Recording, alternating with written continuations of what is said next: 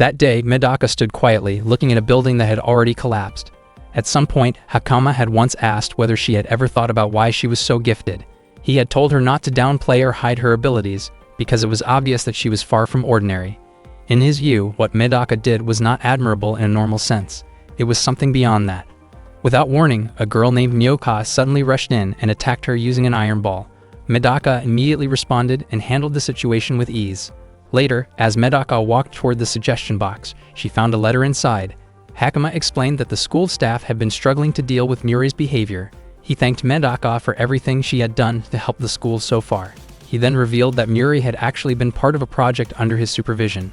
While Muri was recovering, Hakama hoped Medaka would be willing to take her place. The project was called the Flask Plan. During a school break, Muri told her friends about the Flask Plan. She explained that it was the name of a project she had been forced to join. According to her, the members of Class 13 had been gathered from all over the country specifically for this program. Harigane asked what Class 13 actually meant. Muri was willing to explain. She said there were 3 types of people in the world: normal, special, and abnormal. According to her, most people at Hakaniwa Academy used their individual talents honestly and fairly to complete their responsibilities. She described herself as someone who relied on cheap tricks. However, she insisted that those from Class 13 were far more unusual than she was. To demonstrate, she threw every die she was holding into the air. When they landed, every single one showed the number 6. Her friends were stunned by the display. Laughing, Muri asked whether they were beginning to understand.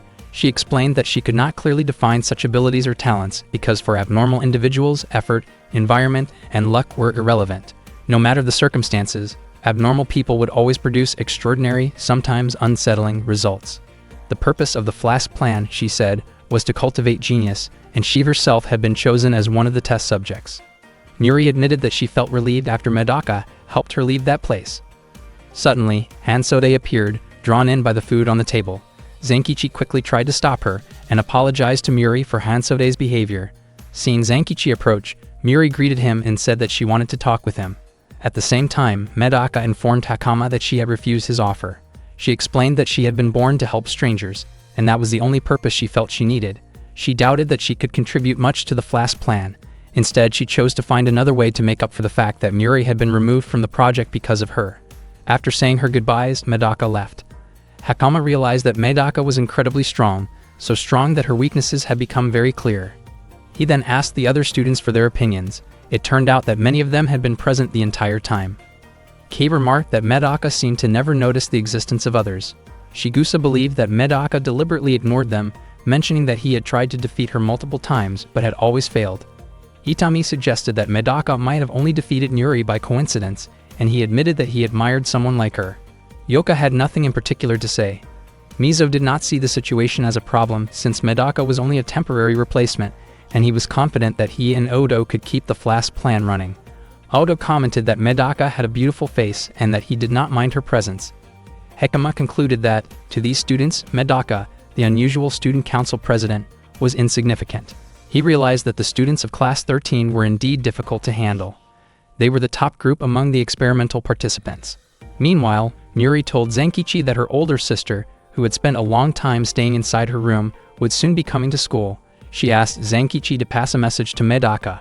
The message said that her sister would target Medaka for openly rejecting the Flask Plan and for defeating Muri. Zankichi wondered whether Muri's older sister was someone incredibly powerful. Muri smiled and said that her sister was extremely strong and unmatched. She also fought using large iron balls. Muri admitted that facing her sister had always been overwhelming, and she felt that it might already be too late to warn Medaka. Meanwhile, Myoga had already taken Medaka down with the iron ball in her hand. Seeing Medaka lying there, unable to move, Myoka calmly muttered a strange sequence of numbers. The loud noise drew students from all directions toward the scene. Omunichi woke Nekami and addressed her as the former judo captain, informing her that her favorite student had gotten into trouble again and that she should come see it for herself. Nekami woke up and asked him not to call her judo captain anymore since she had already retired. Myoga kept repeating the string of numbers that no one else could understand. What she actually meant was that, in order to achieve her goal, she needed to join Class 13, because Medaka had defeated her younger brother Muri. She had expected far more from Medaka and felt disappointed by what she had seen so far. In Myoka's view, defeating Medaka alone would not be enough to secure her place in the Flask Plan. She wondered how many more students from Class 13 she would have to take down to prove her strength. Just as Miyoka was about to leave, Medaka suddenly called out to her. Medaka understood the meaning behind Miyoka's unusual speech pattern and asked who Miyoka really was. She was certain that Muri's older sister had attacked her for reasons beyond simple revenge. Miyoka was surprised that Medaka could interpret her words so quickly. She had believed that only Muri could understand her way of speaking. She was also impressed that Medaka was still able to stand after being struck by the iron ball. At the same time, Miyoka realized that Medaka had not even tried to avoid the attack. Medaka made it clear that she had no reason to dodge it. Miyoka stepped closer and swung the iron ball again, while the surrounding students prepared themselves to watch what they thought would be a serious fight. Miyoka repeatedly swung the iron ball toward Medaka. The students were confused about why Medaka did not attempt to move away, and some of them even wondered if she was acting recklessly. Miyoka launched the iron ball once more, but this time Nekami pulled Medaka aside just in time to prevent the impact. Nekami understood that Medaka would not avoid the attack because Miyoka did not seem to have a clear reason for targeting her. Nekami then asked what Medaka was trying to accomplish this time. The students grew excited at Nekami's arrival. They had been looking forward to her unpredictable behavior, often referring to her as a trickster. Nekami laughed, noticing how energized everyone became when she showed up. Medaka was surprised to realize how well-known Nekami actually was. Nekami admitted that she was nothing compared to Medaka, whose presence and voice carried overwhelming influence. She also wondered why Medaka remained so stubborn when the iron ball she was facing was far harder than her own head. At that moment, Miyoka spoke again in her numeric language, signaling that Nekami should not interfere because this matter concerned people with unusual abilities, not her. Nekami did not understand what Miyoka was saying, but she did not care. She could not accept seeing her close friend being treated so roughly. Nekami prepared herself to confront Miyoka, intending to demonstrate her judo skills. Miyoka recognized Nekami, but doubted that judo techniques would be effective against her. She moved closer to test Nekami's approach. Nekami responded with a strong strike that sent Miyoka flying backward until she hit a wall. The students were shocked to see a former judo fighter use a punch instead of a traditional technique and commented that it seemed unfair. Medaka, however, pointed out that Nekami was not cheating. Umumichi agreed, explaining that while striking might not be allowed in official matches, it could still be considered part of practical self-defense rooted in judo. Nekami laughed and admitted that she had used a clever trick against an opponent who fought straightforwardly, confident that her strike had been powerful enough. Suddenly, Miyoka stood back up and removed the heavy chains wrapped around her arms. She could not overlook what Nekami had just done. Nekami laughed again and wondered if Miyoka would become faster after removing the weighted chains. Her assumption proved correct. Miyoka moved with incredible speed, circling around Nekami and attacking from behind. Without hesitation, she struck Nekami's back, sending her body stumbling forward before she fell to the ground. Miyoka had not expected Nekami to be taken down so quickly by a single blow. Miyoka pulled Nekami's body closer. Medaka shouted in an attempt to wake Nekami, but Umumichi stopped her, saying that Medaka was already too late to act like a hero. Umumichi told Medaka to simply watch, pointing out that none of the spectators seemed worried about Nekami. For some reason, Nekami was known as a judo trickster, and the crowd seemed to expect something unusual. Unexpectedly, Nekami suddenly woke up and grabbed Miyoka instead. The audience cheered loudly, recognizing what they believed to be Nekami's signature comeback move. Nekami remarked that Miyoka had been careless and should never have allowed a judo fighter to get that close. Miyoka was confused about how the situation had turned around so quickly. Nekami was confident that Miyoka would not be able to escape her grip. With a single arm throw, she slammed Miyoka onto the floor. The spectators grew even more excited, while Medaka still struggled to understand what had just happened.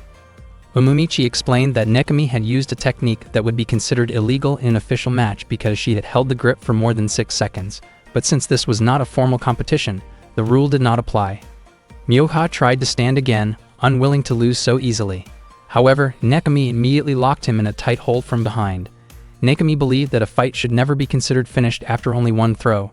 She admitted that she preferred to restrain her opponents and strike from behind, describing it as part of the thrill she felt in judo. Miyoka grew visibly frustrated and muttered angrily. Umumichi asked Medaka if Miyoka had just called Nekami a cheat. Medaka wondered if Umumichi had understood what Miyoka said. Umumichi brushed it off and explained that anyone who fought Nekami usually said the same thing because she often won through clever tactics. Nekami then performed a backward throw that caused Miyoka to lose consciousness, bringing the match to an immediate end.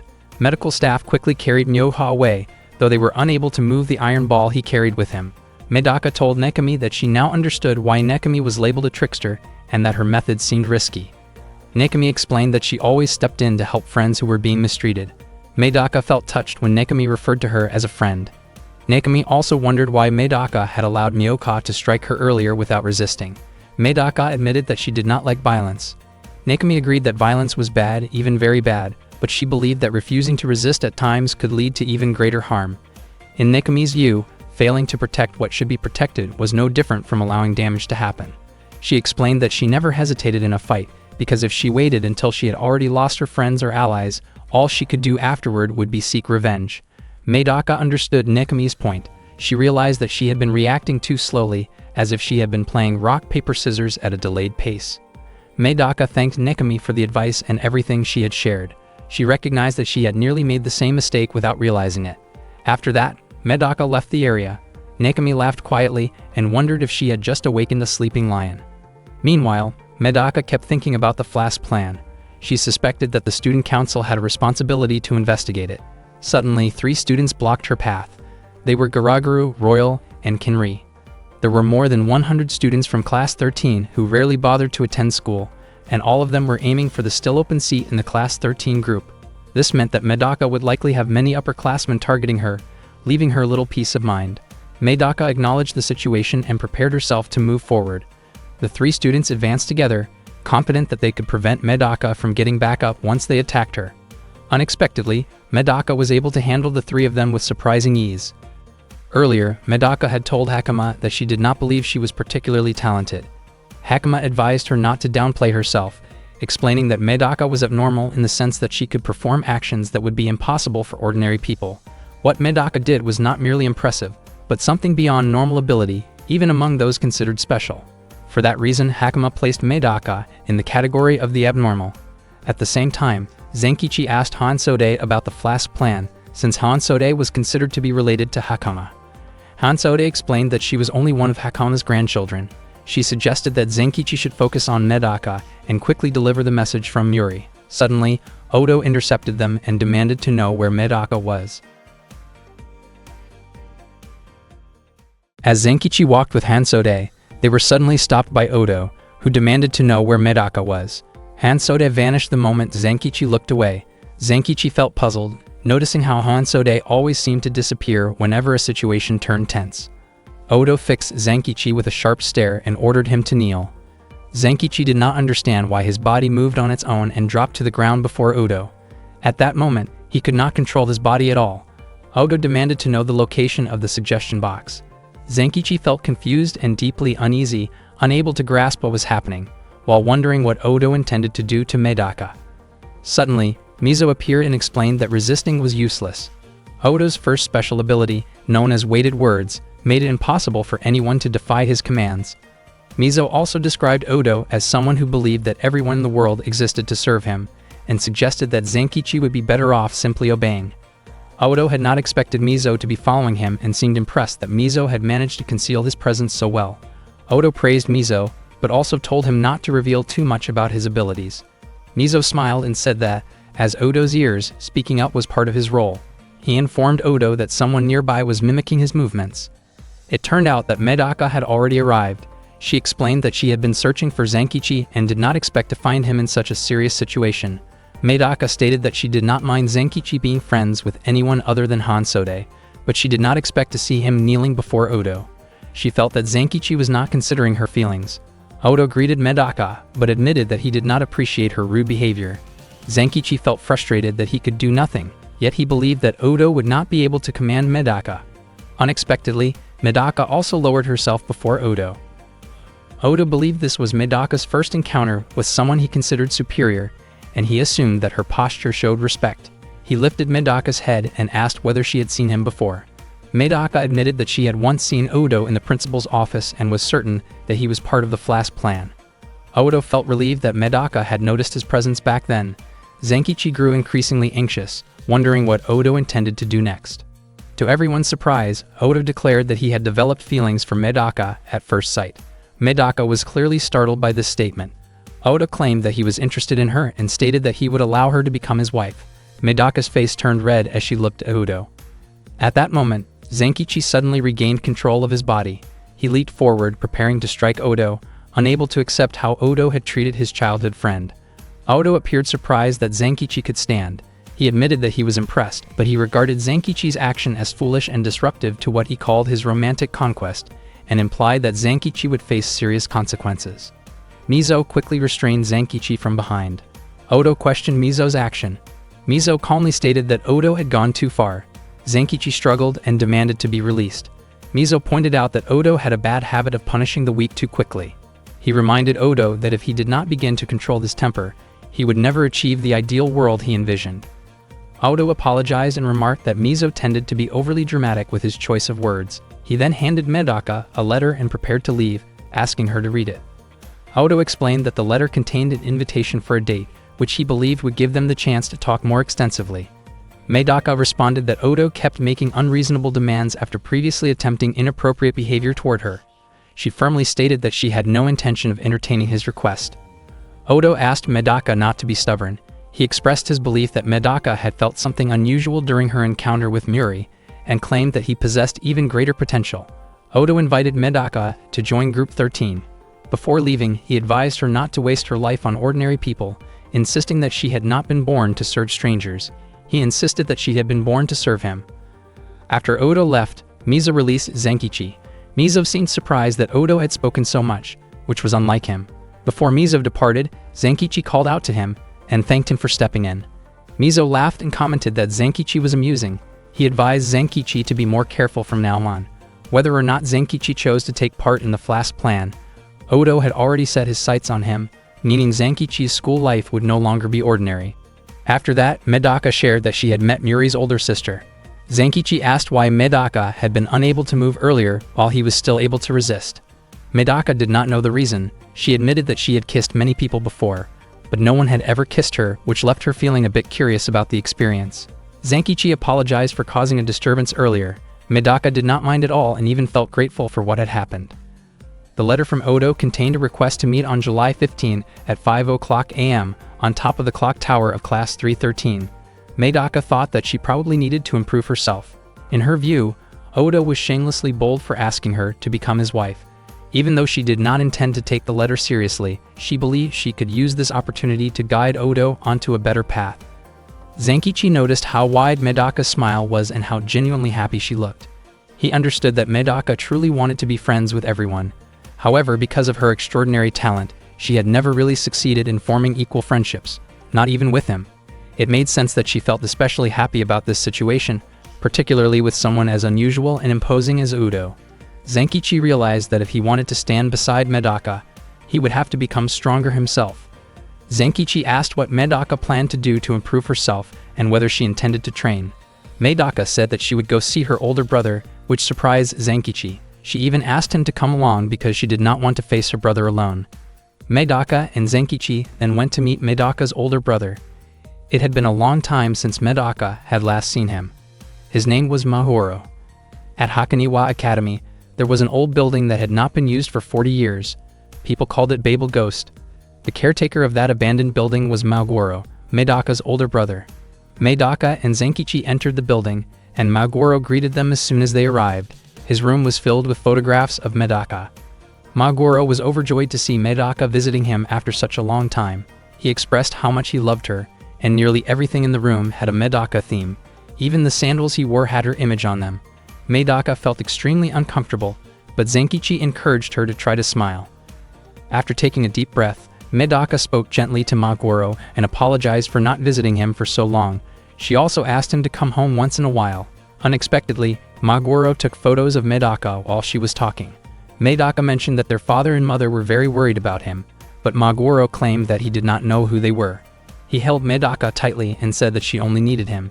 He buried his face in her hair, and in an instant, Medaka's expression turned fierce. With a single punch, Magoro was sent flying backward. Zenkichi quickly stepped in to calm Medaka and reminded her that they had come to ask Magoro for help.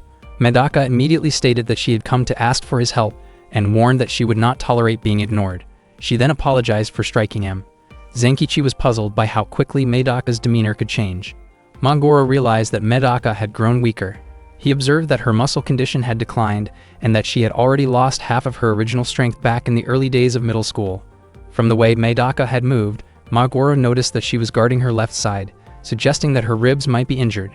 Her skin also indicated that she had not been getting enough sleep, and there was a faint scratch on her head, even though in the past her injuries would heal in less than 30 minutes.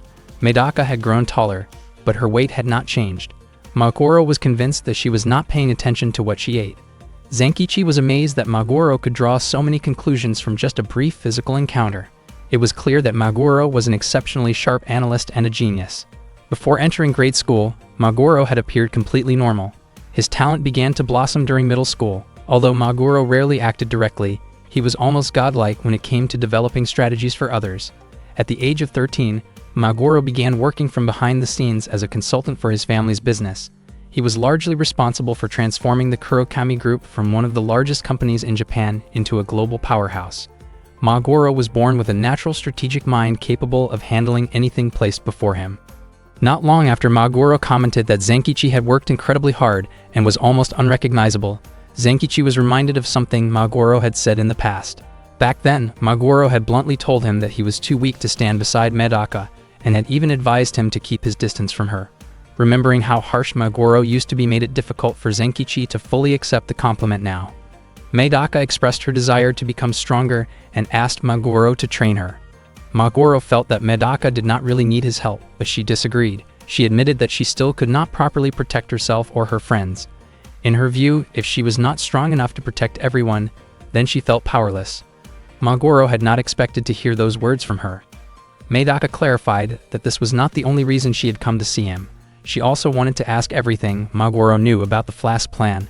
Maguro asked if the Flask plan was some kind of scientific experiment. Medaka told him not to pretend to be clueless. She explained that she had only heard a brief explanation about the plan from Hakama, and was certain that Maguro must have been involved when he was still a student there. Out of nowhere, Maguro began talking about how much he enjoyed playing RPG games and how he liked to raise every character, no matter how weak, all the way up to level 99. In other words, he compared himself to a level 99 charm, because analysis, consultation, and management were his specialties. As someone with those abilities, he found satisfaction in helping others reach their full potential. He then revealed that the Flask plan was essentially the creation of artificial genius. Maguro had once been a member of Class 13, and his ability had been viewed as that of a coach. However, he chose not to socialize with the others and left shortly after. The price he had to pay to leave the Flask plan was severe, involving the loss of several vital parts of his body and a significant portion of his time and energy. Hearing this, both Medaka and Zenkichi were shocked. Maguro made it clear that he did not need sympathy from Medaka, nor did he expect her to seek revenge on his behalf. He described his experience as being given a chance to witness something like a living hell. Although he possessed a great deal of information about the Flask plan, he chose not to share it because he did not want Medaka to suffer the same fate. Maguro admitted that he did not believe in the typical ideas of friendship, perseverance, or winning slogans. For him, his greatest motivation in life was his younger sister. He believed that he had been born to earn Medaka's respect. Because of that, he did not want to talk about the Flask plan, but he was willing to share everything else. He offered to help Medaka reach level 99, describing the process as a kind of simulation game focused on improving her abilities. He questioned whether Medaka could endure his style of training, which would require close supervision throughout the process. Medaka decided that she would find out the truth about the Flask plan on her own, and she also stated that she would help Maguro become a true human being again. Zenkichi was confused by the exchange between the siblings and felt that it might be difficult to ask Maguro to train him as well. Suddenly, he remembered Medaka's date with Odo the next morning and mentioned it. Maguro then unexpectedly offered to train Zenkichi too. He realized that his words in the past had probably hurt Zenkichi deeply, but he acknowledged how hard Zenkichi had worked. Maguro wanted to help him become stronger so that he could protect Medaka. Zenkichi felt strangely moved by Maguro's kindness. Even though it was simply a normal gesture, he turned his face away and accepted the offer. The training began right away as Maguro led them to the monster room. He explained that Path A involved experiencing extreme challenges with no guarantee of improvement, while Path B offered an easier route to getting stronger after a nap. Without hesitation, both Zenkichi and Medaka chose Path A. Odo waited for Medaka at the top of a tower. He said the earth felt too small for him, and even the sun was not bright enough to fully illuminate his presence. That was why he chose a high place to watch the sunrise. As he observed the sun rising, he reaffirmed his own sense of greatness. He described the sun as a mirror for himself, which was also the reason he picked such a lofty spot as the meeting place with Medaka. He hoped Medaka would witness his magnificence before she became his wife. Medaka arrived with Zenkichi. She admitted that Odo's choice of location felt oddly romantic, but she also said she did not have enough time to stand in front of a mirror or prepare her appearance. Odo said he could forgive Medaka's unprepared look since she arrived on time, but he could not accept the presence of another man while she was supposed to be meeting him. Medaka clarified that she did not come as a woman meeting a man, but as the president of the student council. She asked what Odo knew about the Flask plan. Odo praised Medaka's passion, saying she perfectly matched the kind of woman he had been searching for. He then ordered them to kneel. Medaka and Zenkichi resisted the pressure with their own strength and refused. Odo raised his voice again, telling them to bow even lower, but they continued to stand their ground. He was surprised that they dared to oppose him. Medaka mentioned that she and Zenkichi had spent the night training under a very talented coach, and she said their hard work had paid off. Hearing this, Odo immediately guessed that the coach she referred to was Maguro. He described it as something almost unbelievable, since such intense training in just one night could turn a house cat into a tiger. Odo grew frustrated when his commands had no effect. He stepped forward as if to approach Medaka more forcefully, but Zenkichi raised his voice. Zenkichi pointed out that Odo had never truly spoken to Medaka, because every word he said was an order rather than a conversation. Odo became irritated, wondering why Zenkichi kept interfering in what he considered a personal matter. He called Zenkichi rude and demanded to know what kind of relationship he had with Medaka. He told Zenkichi to leave before he pushed him away himself. Zenkichi, fueled by emotion, moved quickly and struck Odo, declaring that he was Medaka's childhood friend. Odo's body was sent backward by the impact. Zenkichi knew that his move alone would not be enough to defeat Odo, and he challenged him to get back up. Medaka reminded Zenkichi that fighting in such a high place was dangerous. Zenkichi wondered why she was still concerned about that after Odo had just tried to advance toward her. Zenkichi was shocked to see Odo standing calmly on the wall, completely unharmed. Odo complimented the strength of Zenkichi's attack. He said he had no intention of avoiding it, but added that an ordinary person like Zenkichi should not presume to touch a king. Odo repeated that the earth was too small for him, and that gravity itself could not hold him down. His feet clung to the wall as if it were the ground, and his strength allowed him to move freely along it. Odo revealed that Group 13 was being used as test subjects. He told Medaka that if she truly insisted on helping others, she should be willing to cooperate with this effort. Medaka admitted that she sometimes acted before thinking, but she was not foolish enough to join a project she did not fully understand. Maguro then gave a comparison. He asked whether Medaka would drink a potion if it could instantly make someone a genius. Medaka and Zenkichi firmly rejected the idea. Odo had expected Medaka to answer that way, but he pointed out that most people would make a different choice. In reality, he said, people rarely refuse an opportunity like that. Odo explained that the goal of the Flask plan was to create a genius potion for those who worked hard and tried their best, but never received the rewards they deserved. Medaka responded that Odo was promoting an idea that sought benefits without effort, sacrifice, or real work. She questioned whether Odo felt no embarrassment in refusing to make sacrifices while expecting others to do it for him. According to Medaka, if the Flask plan were truly comfortable and harmless, Maguro would never have stepped away from it. Odo admitted that sacrifices were indeed required. The Flask plan, he said, would only be completed by sacrificing every student at Hakoniwa Academy. He added that once the curriculum was established, Hakoniwa Academy itself would become like a giant experimental container. He predicted that 98% of the test subjects would break under the burden of becoming abnormal. Instead of a storm in a teacup, he said, they would create a storm inside a bottle. Zenkichi felt irritated and called the whole thing abnormal. He could not understand why Odo would even agree to something like that.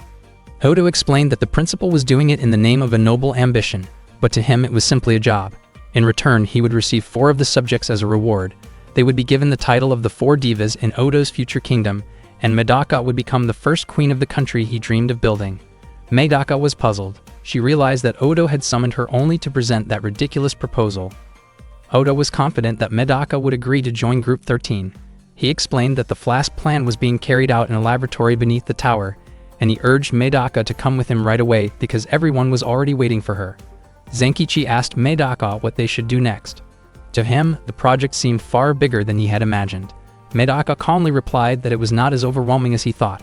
She believed this was exactly the moment she had to act, especially after being called to the principal's office. In her view, this was precisely when the student council needed to step in. She was certain she could stop the Flask plan that very day. The next day, Medaka and Zenkichi checked the suggestion box. Every letter inside was related to Class 13. The sudden arrival of the Class 13 members at school had confused everyone. Even the disciplinary committee seemed overwhelmed, something Harigane had previously complained about. Other letters mentioned how the members of Class 13 were causing trouble among themselves. Medaka felt that she might not be in a position to comment much. She also realized that her mini-uniform had unintentionally created distractions and complications. Zenkichi thought there was little point in reviewing all the complaints one by one. In his opinion, they needed to address the root of the problem. Without hesitation, Medaka removed her outer layer of clothing so she could move more freely and told Zenkichi they needed to hurry to the laboratory beneath the clock tower. Zenkichi became flustered at how suddenly she acted. He wondered what would happen to Koki and Mokana. Medaka decided to leave them in charge of the student council's routine duties. She explained that she was simply doing what was necessary to fulfill her responsibilities as student council president. When Medaka and Zenkichi arrived at the laboratory, they were greeted by Uno and Shano.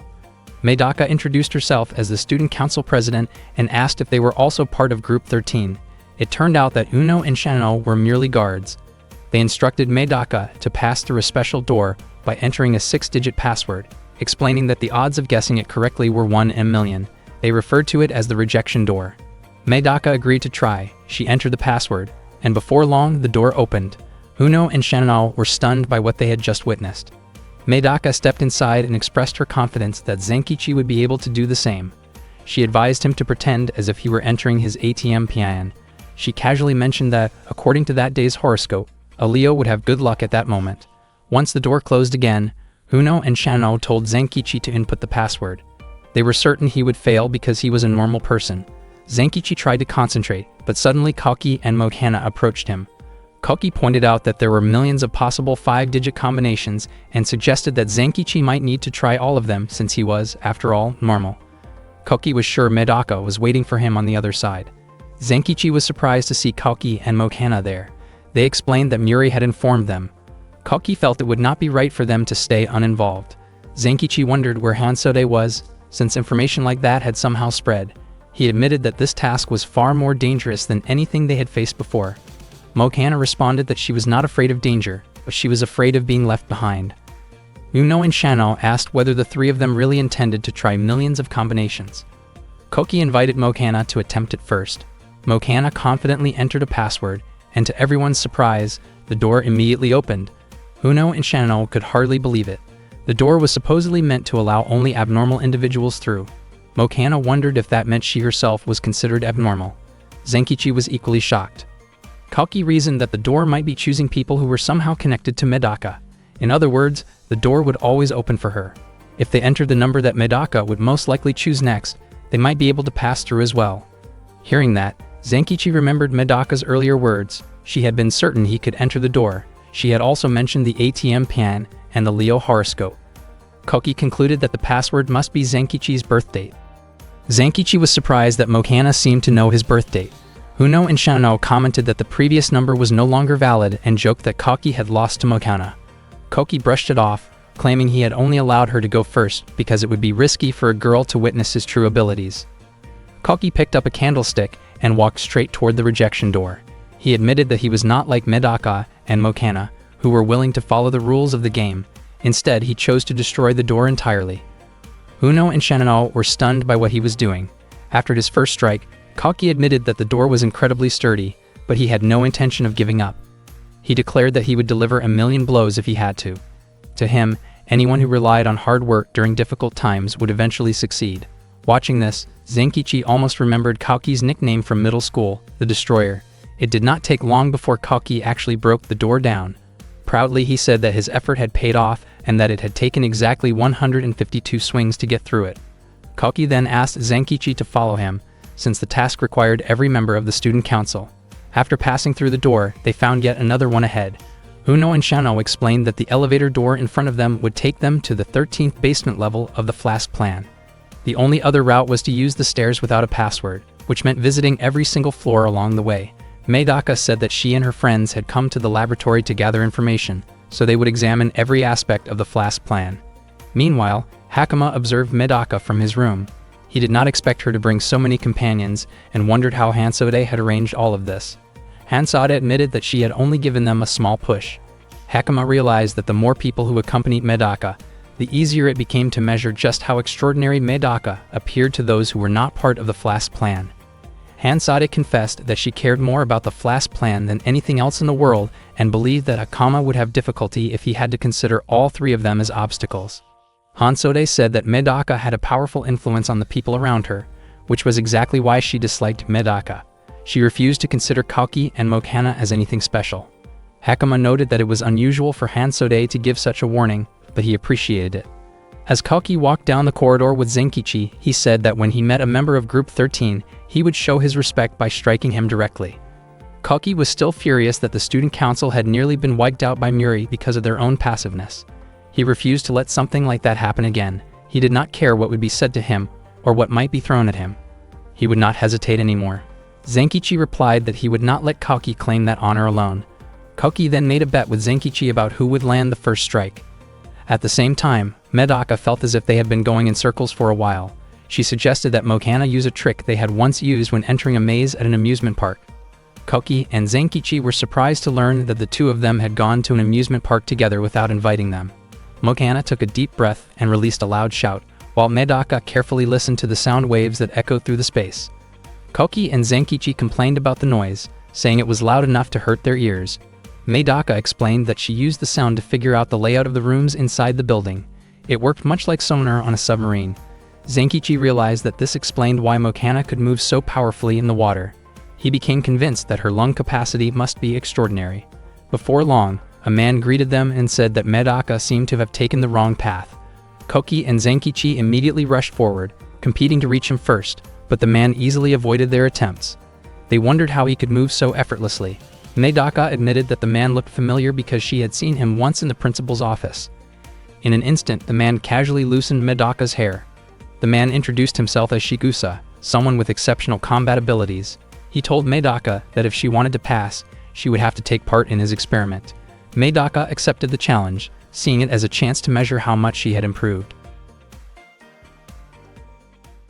Medaka agreed to take part in the experiment that Shigusa had prepared. She wanted a chance to see how far she had progressed. Shigusa smiled and said that this was exactly what he expected from a perfect student council president. Still, in his view, the Flask plan existed because humans were not yet perfect, and that meant Medaka herself was not perfect either. He promised that he would expose Medaka's weaknesses. In his hand, he held a small flash drive that contained all of his research data. He had already heard that Medaka had come to stop the Flask plan. He gave her a reason to fight and was confident that she would not be able to take the flash drive from him by force. Medaka steadied herself and prepared for a fistfight. Shigusa admitted that Medaka had an impressive and intimidating presence. To him, there seemed to be some kind of secret that had turned her from an ordinary girl into something far more extraordinary.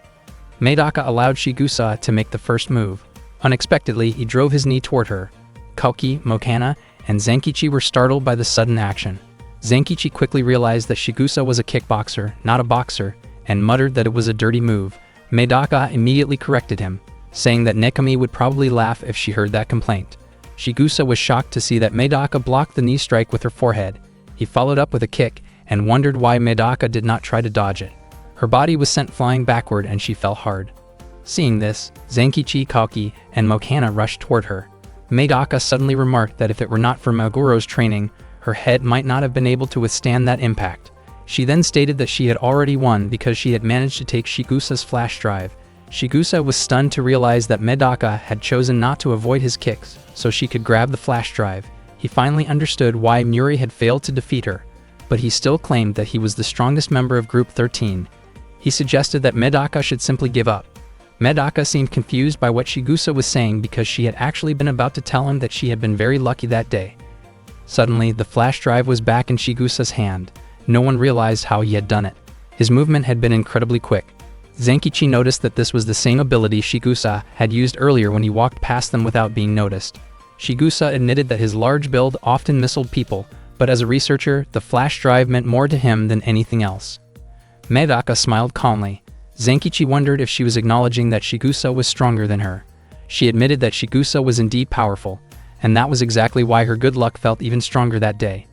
In her view, if she could forcibly take the flash drive from him, she would not need to worry about the other opponents afterward.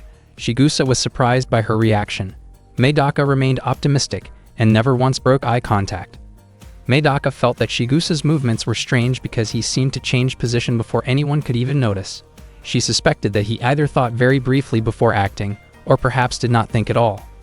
Suddenly, Madoka took out Muri's super balls. She had picked them up earlier, thinking they might come in handy. She immediately threw them towards Shigusa.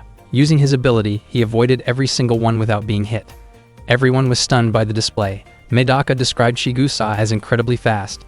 He avoided the projectiles in a mechanical way. In other words, his movements were purely reflexive. The stimulus bypassed his brain and went straight to his muscles. Unlike most people who think before acting, Shigusa could respond instantly without delay. Zenkichi finally understood. That was why Shigusa always seemed to move first and appear out of nowhere. Madoka said she had never heard of anyone with reflexes sharp enough to immediately counterattack and grab objects at the same time. Shigusa admitted that he was born abnormal, with reflexes far beyond normal human limits. He compared himself to a fighter jet on autopilot. He also explained that while his body fought automatically, his brain was close to uncovering the secret behind Madoka's near perfection. Zenkichi suggested that Madoka use her cloning technique to overwhelm Shigusa's reflexes. Shigusa asked whether she was serious about using clones. Madoka immediately activated the technique, creating multiple images of herself as she advanced toward him.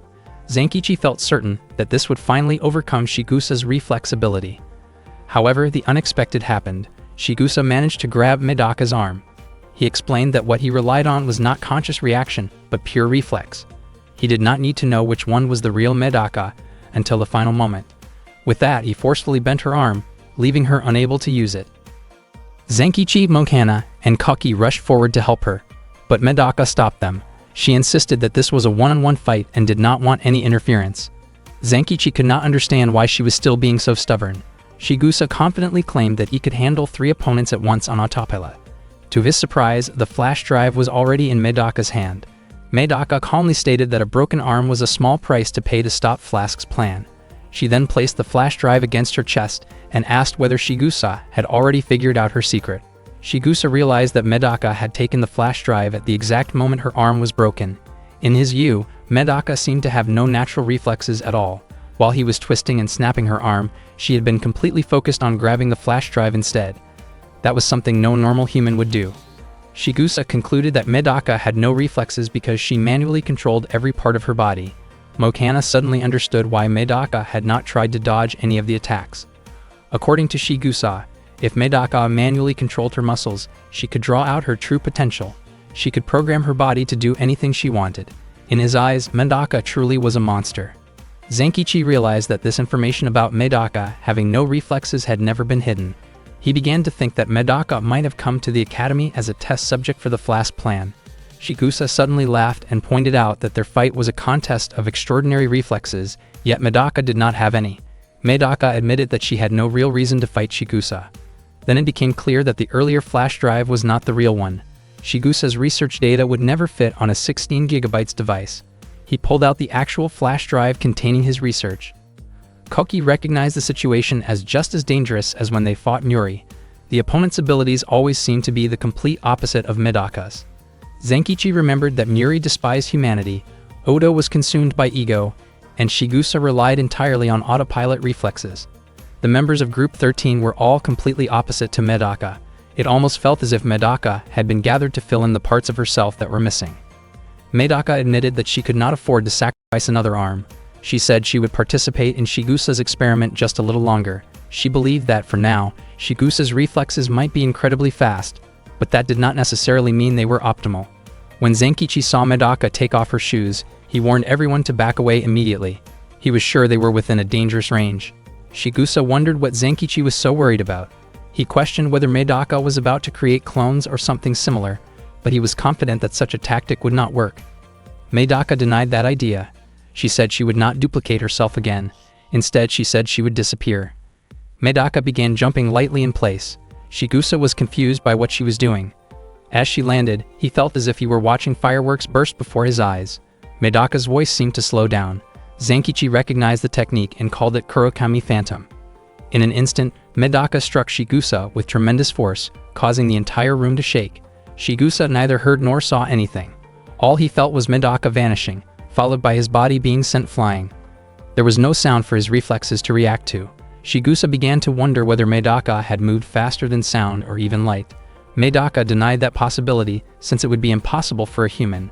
She explained that she had simply been jumping in a steady rhythm and waited for the exact moment Shigusa blinked before moving at full speed. The flash drive Medaka wanted was destroyed in the process, but she felt satisfied because she had defeated Shigusa. Shigusa swore that he would never blink again during a fight. He could not believe that Medaka had overcome his reflexes. Medaka then admitted that her muscles had torn from pushing her strength too far. Because she was still an ordinary human, her body collapsed to the floor, and Zenkichi quickly rushed to help her. He could not understand why she had used such a self-destructive technique. He realized that Medaka had ignored the pain and forced her body beyond its limits to suppress her lack of reflexes. She had clearly misused her own body and should never have crossed that line. At that moment, Shigusa finally understood.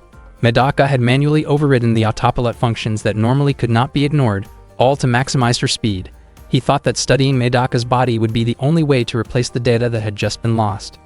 Medaka stood back up and suggested that they should call the match a draw since both of them were already injured. She even said she no longer had a reason to keep fighting because the research data had been destroyed.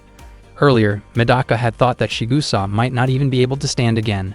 She started to walk away, but Shigusa stopped her. Shigusa told Medaka that she still had a reason to fight, and that reason was Medaka herself. She admitted that Medaka was the kind of monster she had always wanted to talk to. Shigusa then wondered if Medaka did not feel the same way about her. Zenkichi suggested that Medaka should just ignore Shigusa's words, but Medaka refused his advice. With a cheerful expression, Medaka admitted that she really wanted to talk to Shigusa using her fists. Zenkichi could do nothing but support her decision. Medaka stepped closer to Shigusa and invited her to resume the fight. Shigusa threw a punch toward Medaka, and Medaka welcomed the attack with enthusiasm. The two of them began exchanging blows again. Koki, Mokana, and Zenkichi watched in shock. Koki wondered why Shigusa was not using her reflexes to dodge. Mokana guessed that perhaps Shigusa was no longer able to do so. Zenkichi thought that with injuries like that, Shigusa's body could no longer keep up with her reflexes, meaning the fight would soon end.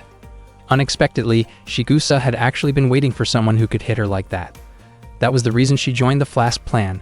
She believed that anyone capable of landing a hit on her must have great potential.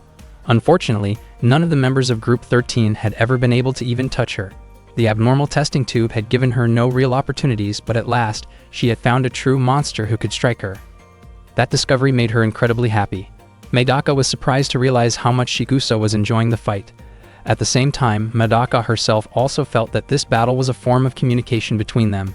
Medaka admitted that she was running out of energy and wanted to bring the fight to an end. Shigusa objected, saying that she still wanted to continue enjoying the moment. Shigusa then recalled her past. Since childhood, her reflexes had been extraordinary. She used to dodge balls thrown by her friends with ease. She had even survived a tragic accident that claimed the lives of her entire family because her reflexes allowed her to avoid harm. At that moment, Shigusa avoided Medaka's strike with her reflexes once again. Mokana was surprised to see Shigusa's reflexes finally working properly again. Zenkichi observed that this was now a combination of reflex and counterattack. Previously, Shigusa had relied entirely on her reflexes, but through her fight with Medaka, she had learned and grown. She had become as fast as lightning while staying in complete control, and at that moment, Shigusa truly became the strongest she had ever been.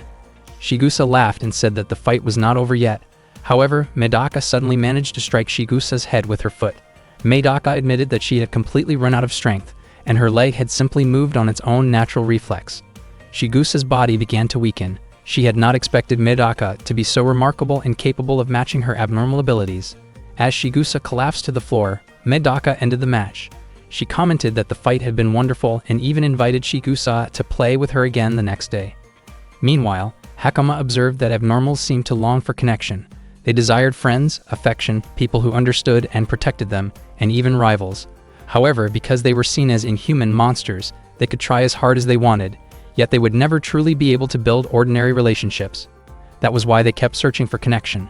Oda wanted to build his own kingdom, Shigusa needed physical contact to feel connected, and Medaka believed she was born to help strangers.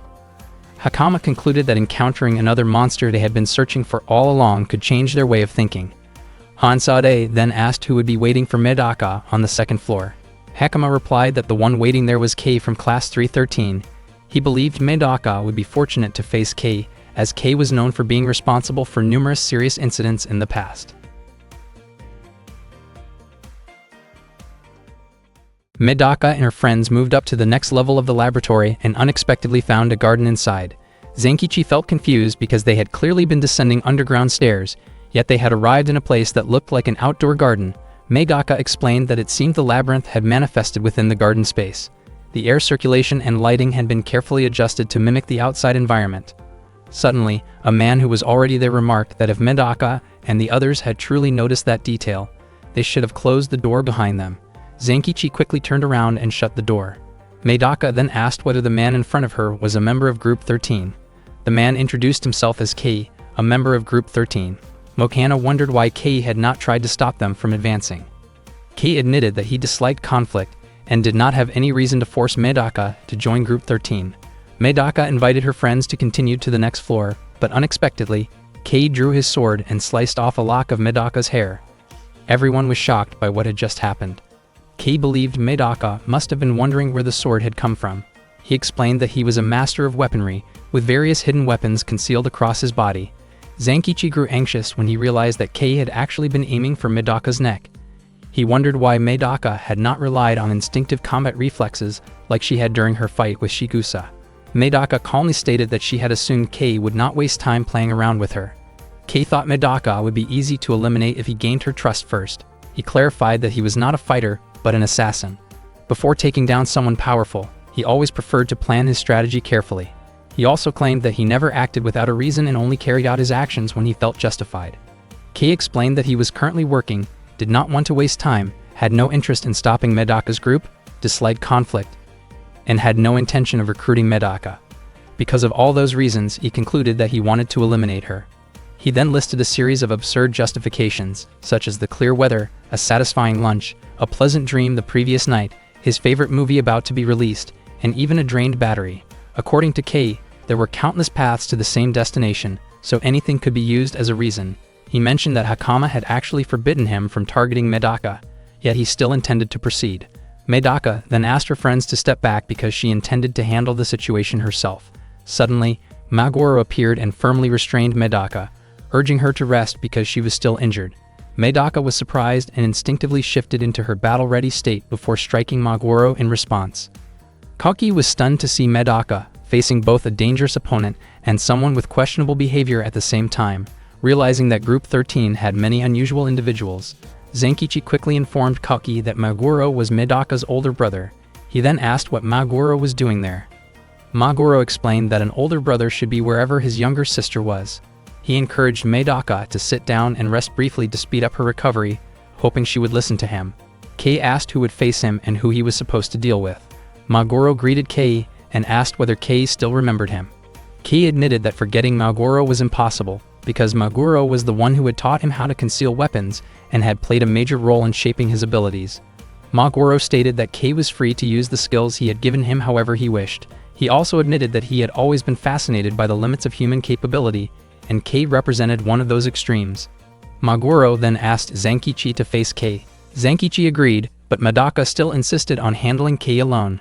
Maguro encouraged Medaka to rely on Zenkichi, explaining that men often felt motivated when they had the chance to act bravely in front of others. He reminded Medaka to trust Zenkichi, who had stood by her side for 13 years. Zenkichi prepared himself and took a firm stance to face Kei. Kei believed that Zenkichi must be a good person because he was willing to stand up for a girl. He even thought that he and Zenkichi could have been friends, which was precisely why he wanted to confront him. Zenkichi remained confident that he would survive, no matter how dangerous Kei's attack might be.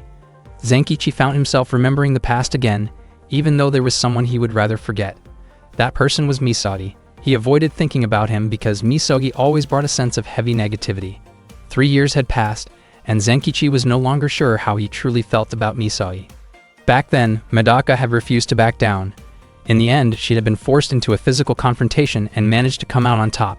But the toll on her was far greater than on her opponent. Before Kei could say anything, Zenkichi made it clear that he had no interest in going through that place, and that all he had left was his sense of dignity. Seeing that Zenkichi was unarmed, Kei handed him a sword. Zenkichi appreciated the gesture, but he explained that he was a gentle and passive person who did not like handling weapons or hurting others. From a distance, Maguro and Medaka watched the situation unfold. Maguro commented that Zenkichi seemed just as stubborn as Medaka. Medaka disagreed, believing that Zenkichi was actually more stubborn than she was. Mokana felt deeply worried about whether Zenkichi would be alright. Kei's actions were clearly beyond what most people would consider reasonable. Despite his calm expression, Kei was someone with very unusual tendencies. Kei moved quickly, directing his sword toward Zenkichi, but Zenkichi deflected the move so skillfully that the sword flew upward and lodged into the ceiling. Kei produced several more weapons, yet Zenkichi handled each situation the same way, causing the weapons to end up stuck overhead. Seeing this, Maguro laughed and described Zenkichi's style as refined and controlled. For Zenkichi, the key was to neutralize every incoming attack as quickly as possible. Medaka wondered why Maguro seemed to be taking Zenkichi's side, as that was unlike him. Maguro explained that if Kei managed to defeat Zenkichi, then Zenkichi would not be worthy of protecting Medaka. To Maguro, this confrontation served as a final test for Zenkichi. Kei then brought out 2 large hammers, confident that such heavy tools would overwhelm Zenkichi. Seiki stepped in and restrained the hammers before they could cause harm. Kei realized that Zenkichi had already understood how heavy the weapons were, which allowed him to block the movements effectively. Zenkichi continued to deflect Kei's attempts calmly. Koki was impressed by Kei's ability to conceal so many weapons, but in his view, Kei still lacked skill in actually using them. Maguro agreed, noting that Kei did not treat his tools as extensions of himself, which made his technique feel unrefined. Medaka wondered if Maguro had intentionally chosen Kei as a test because of his lack of mastery. Maguro denied this and asked her to simply keep watching. Kei switched to a spiked club, convinced that Zenkichi would no longer be able to defend himself. Zenkichi appeared tense and even considered borrowing one of Kei's swords, but Kei refused. Kei swung the weapon toward him, and Zenkichi stopped it with both hands, doing everything he could just to endure the pressure. He then pushed Kei back, causing him to lose his balance.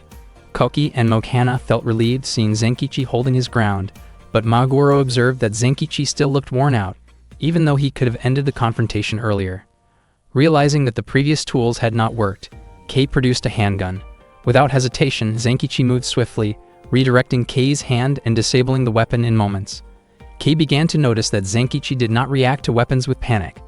Zenkichi relied mostly on his legs, striking and creating distance whenever Kei brought out something new.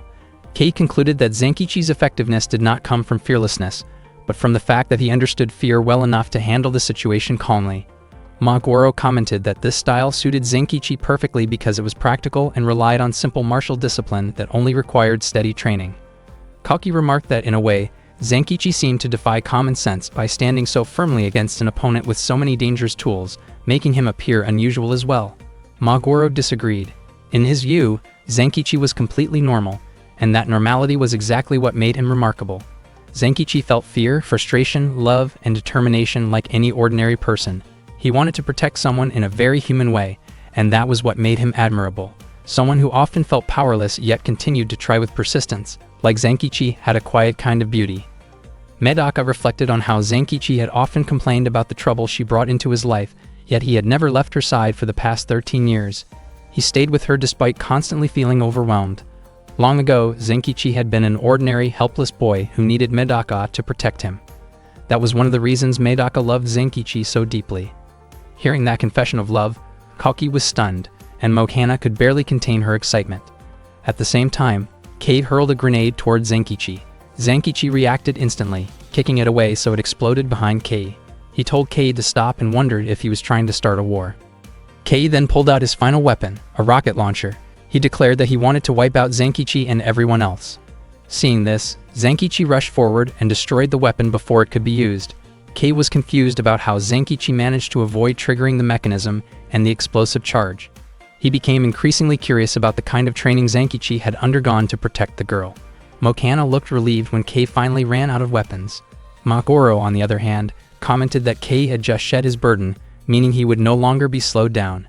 In a flash, Kei moved behind Zenkichi and attempted to take him down, but Zenkichi quickly spun around and kicked him away with force. Watching Kei's defeat, Mokana wondered if it was already time to celebrate Zenkichi's victory. Maguro described it as a normal victory, achieved by an ordinary person.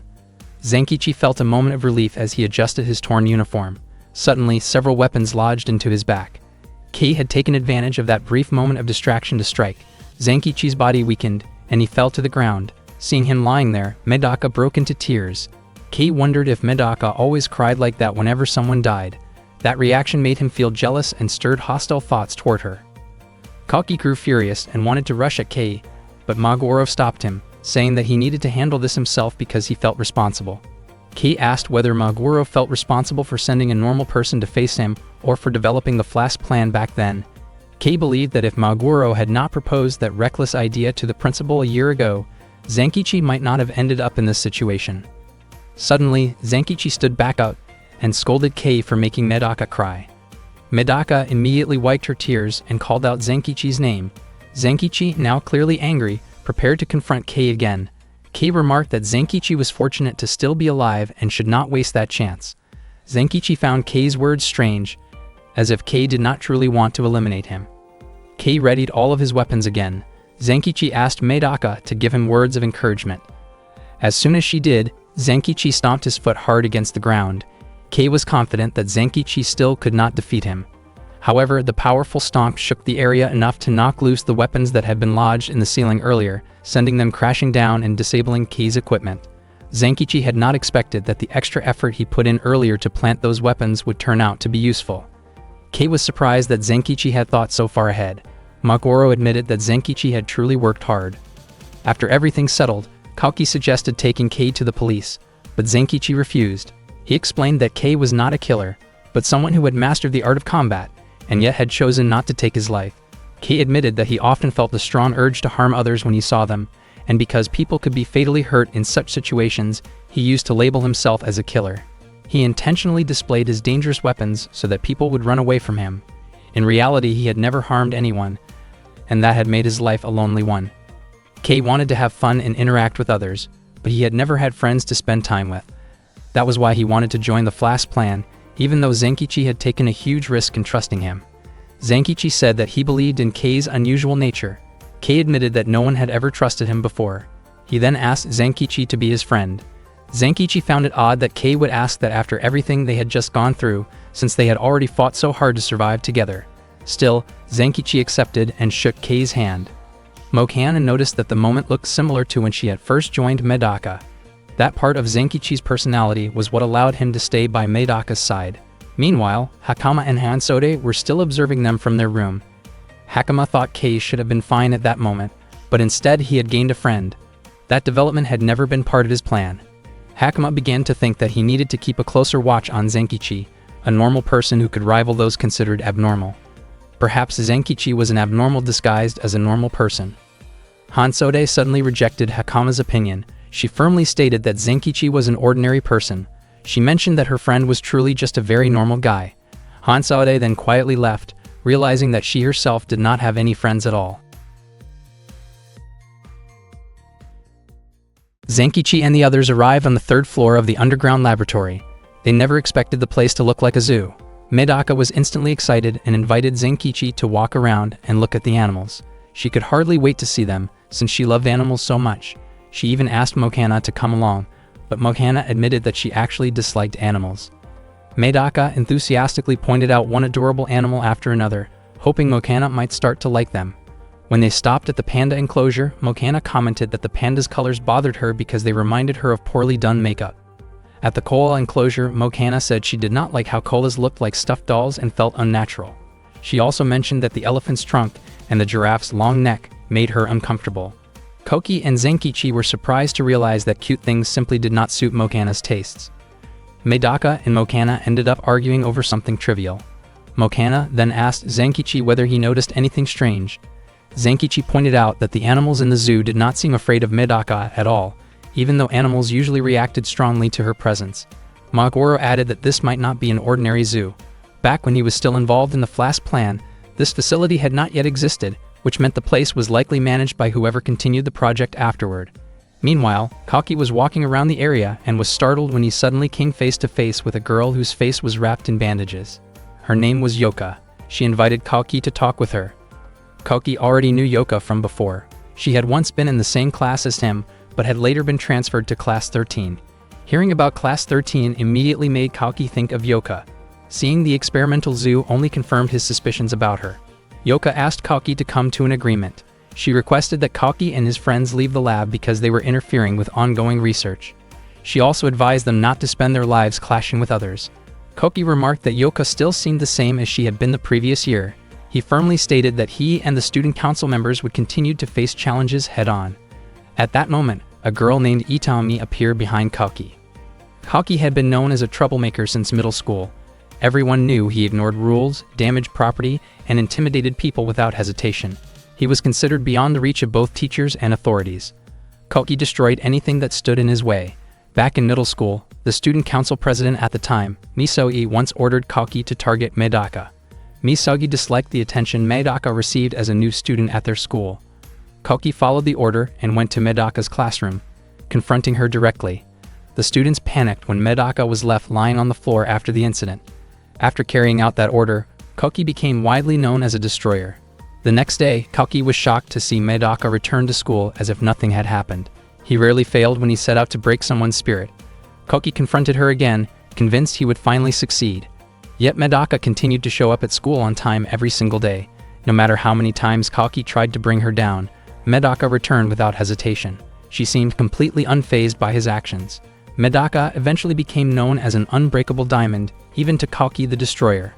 As a result, the students stopped fearing Koki since he could not break a single girl. One student took advantage of that shift in fear and gathered others who held grudges against Koki. That student was Zenkichi. He was furious and demanded to know why Koki kept targeting Medaka, who happened to be his childhood friend. Koki could not give a clear reason, which frustrated Zenkichi even more. Zenkichi was about to confront Koki, but Medaka suddenly appeared and forcefully pushed Zenkichi away. She then scolded the students who had gathered there, saying that surrounding and pressuring someone, even if they believed they were right, was still unfair behavior. Medaka believed that Koki once had a gentle heart and compassion for the weak, but after spending his childhood in fear, he had drifted toward a destructive path. She declared that she was willing to endure Koki's destructive impulses until he could rediscover his sense of humanity. However, Medaka was mistaken. Koki's motives were not that simple. He never believed he had made the wrong choices, and there was no particular conviction that pushed him to act the way he did. Koki simply followed the flow of his life and did what he thought he was meant to do.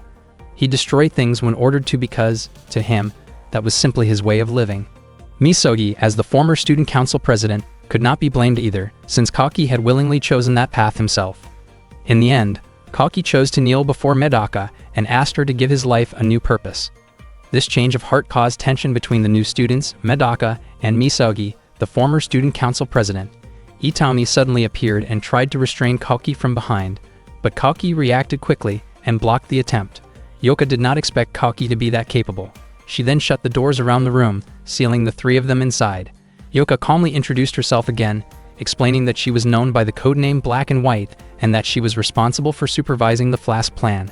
After that, Itami introduced herself to Koki, saying that she was known by the codename Best Pain. It turned out that Itami had been Yoka's childhood friend.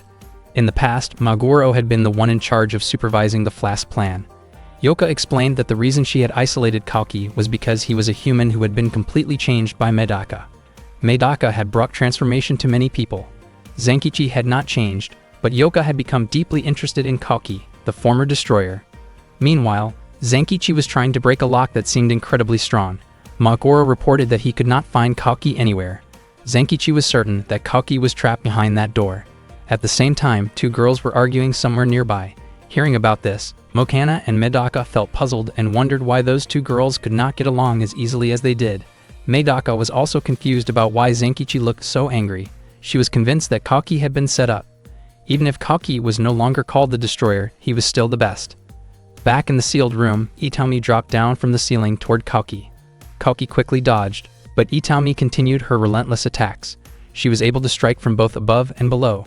Itami kept kicking at Koki while he focused only on defending himself without striking back. Koki realized that Itami's abnormal ability might be even greater than Medaka's.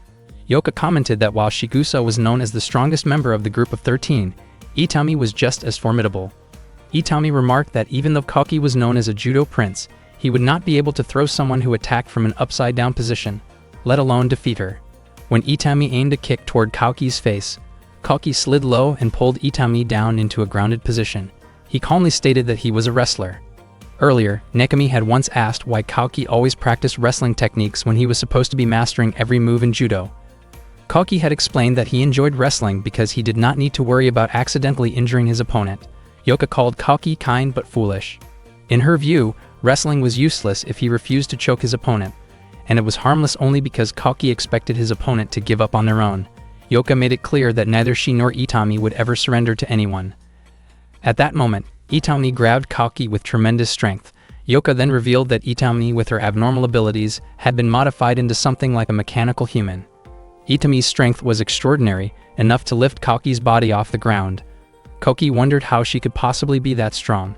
Yoka explained that, as the supervisor of the Flask plan, her role had been to modify the human body from the muscles and bone structure to the nerves, breathing, and even digestion. Yoka had left her mark on Itami's body through those modifications. Filled with energy, Itami leaped back up to the ceiling and prepared herself to continue the fight. Koki calmly readied himself as well. Itami began with a powerful descending kick from the ceiling aimed directly at Kalki. The impact shattered the floor beneath them, causing both of them to fall to the level below. Yoka praised Itami's skill for breaking through the floor while maintaining her balance. That moment reminded her of the first time she met Itami when she was still in middle school.